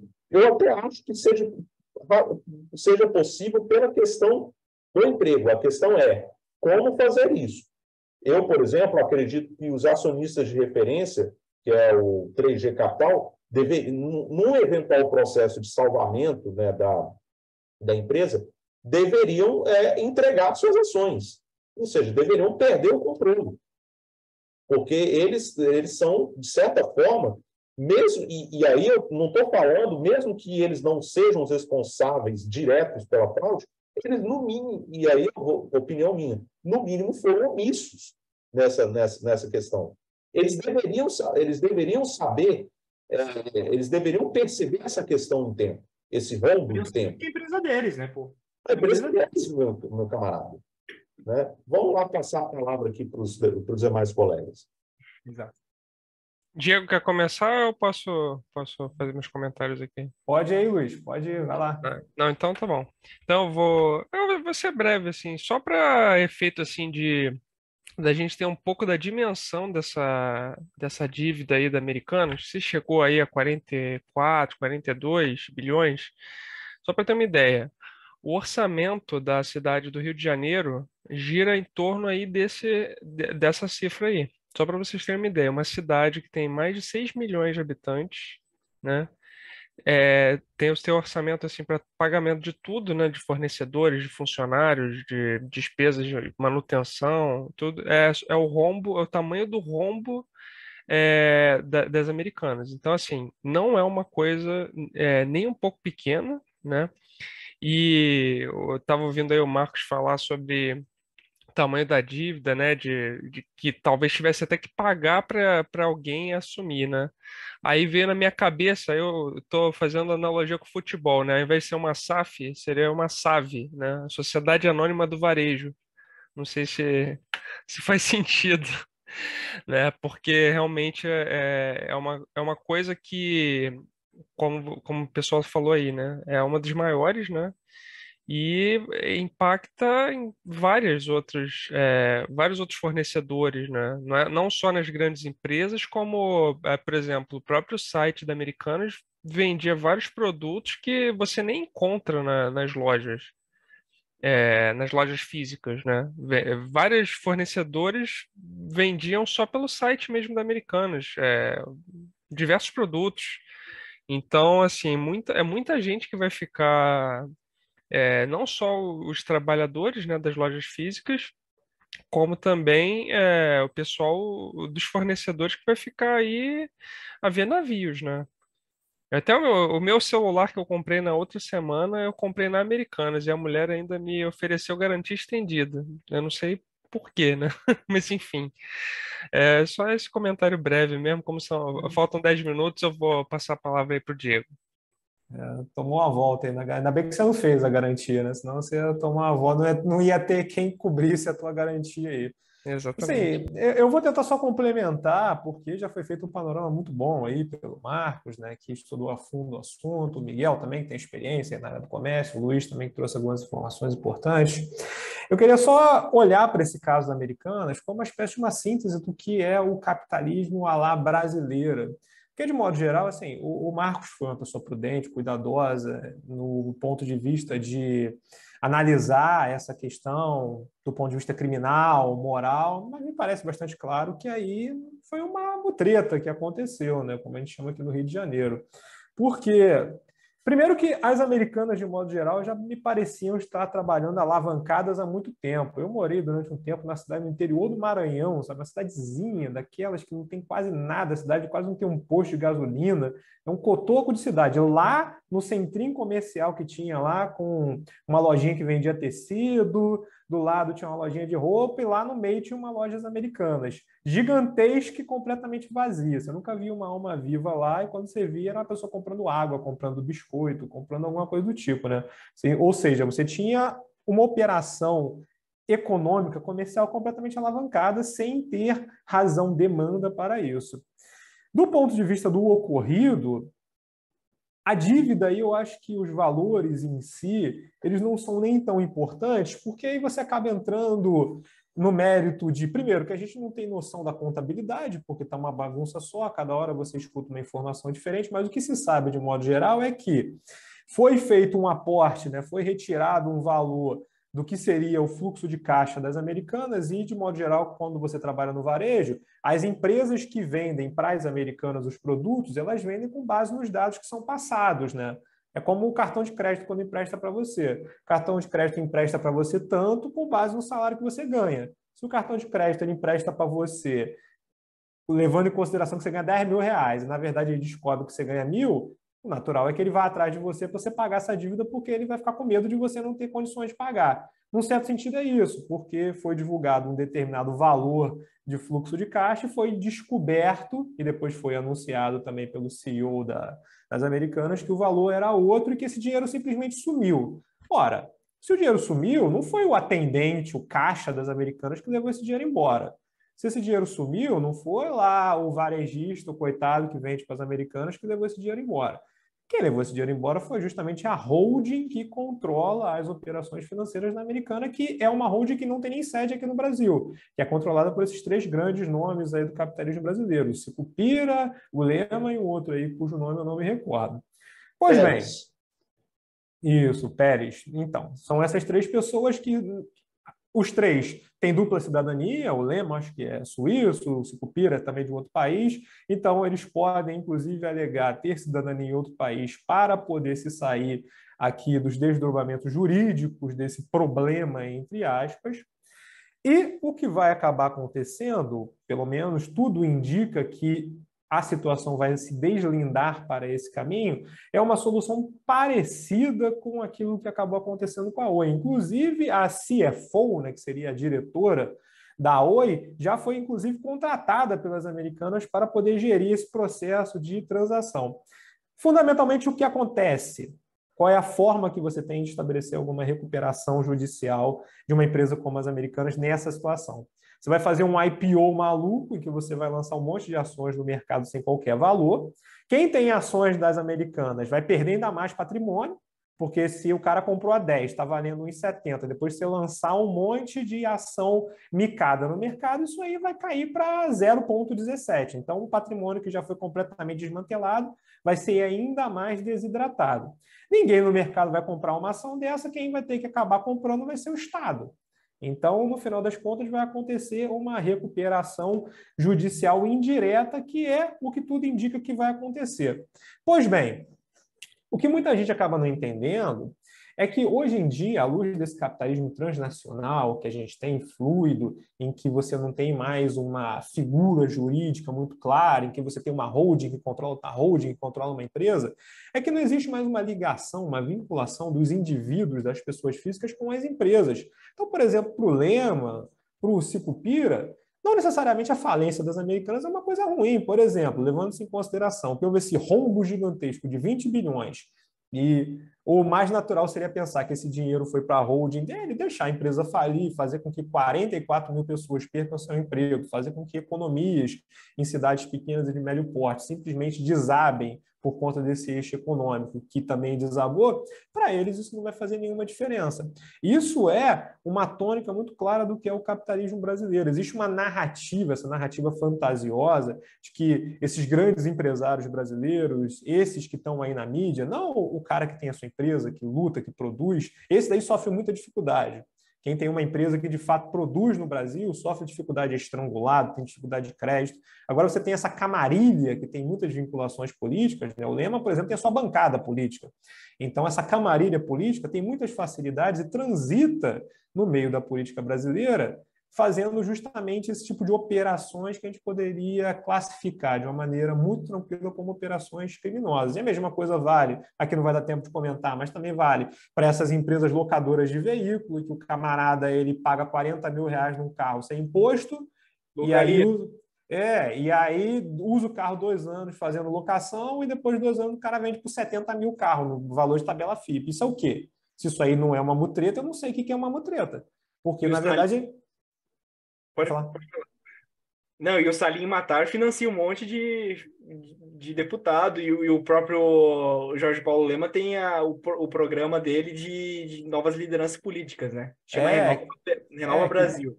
Criou lá a Batata Movimento Amaral, o Kim Catupiry, essas tralhas todas aí foram para a política brasileira por conta desse cara. Então, você tem essa camarilha econômica no país que consegue transitar na política e consegue, em alguma medida, a sua ascensão econômica justamente por conta dessa influência política que permite que eles façam essas operações econômicas, no mínimo, esquisitas, para dizer o mínimo. Então, eu estou vendo que o nosso tempo aqui está se encerrando, então eu já posso fazer a minha despedida aqui, Miguel? Beleza. Então, pessoal, agradeço aqui pela conversa, foi uma conversa maravilhosa, um prazer em conhecer aqui o Luiz, o Marcos, o Miguel. A gente conversou aqui sobre assuntos diferentes, mas sempre com essa visão fundamental de que é o interesse que eu acho que tem que estar sempre presente em todas as discussões políticas, que é o interesse brasileiro em primeiro lugar. Então, foi um prazer muito grande. Espero um dia ter vocês lá no meu canal aqui, já vou antecipar um convite futuro, e foi uma noite muito agradável. Marcos. Eu também quero agradecer aí a todos aí que acompanharam, né? E agradecer a presença aí do Diego, que primeira participação, que seja a primeira de muitas, né? E a todos que estiveram aqui acompanhando aí, compondo a bancada. Luiz. Eu agradecer aí a todos e repetir o que o Marcos falou, que eu falei lá no início, que seja a primeira de muitos aí do Diego. Eu acho que enriqueceu bastante o nosso bate-papo aí, a presença dele, e seja bem-vindo aí. E o canal aí também, a gente vê isso aí depois. É isso aí, pessoal. Espero que vocês tenham gostado. Deixa o like, se inscreve no canal. Aí no campo dos comentários vai ter todos os links disponíveis. Agradecer ao Diego, ao Marcos e ao Luiz. Esse foi o Bate-Papo BG e até uma próxima. Boa noite. Boa noite.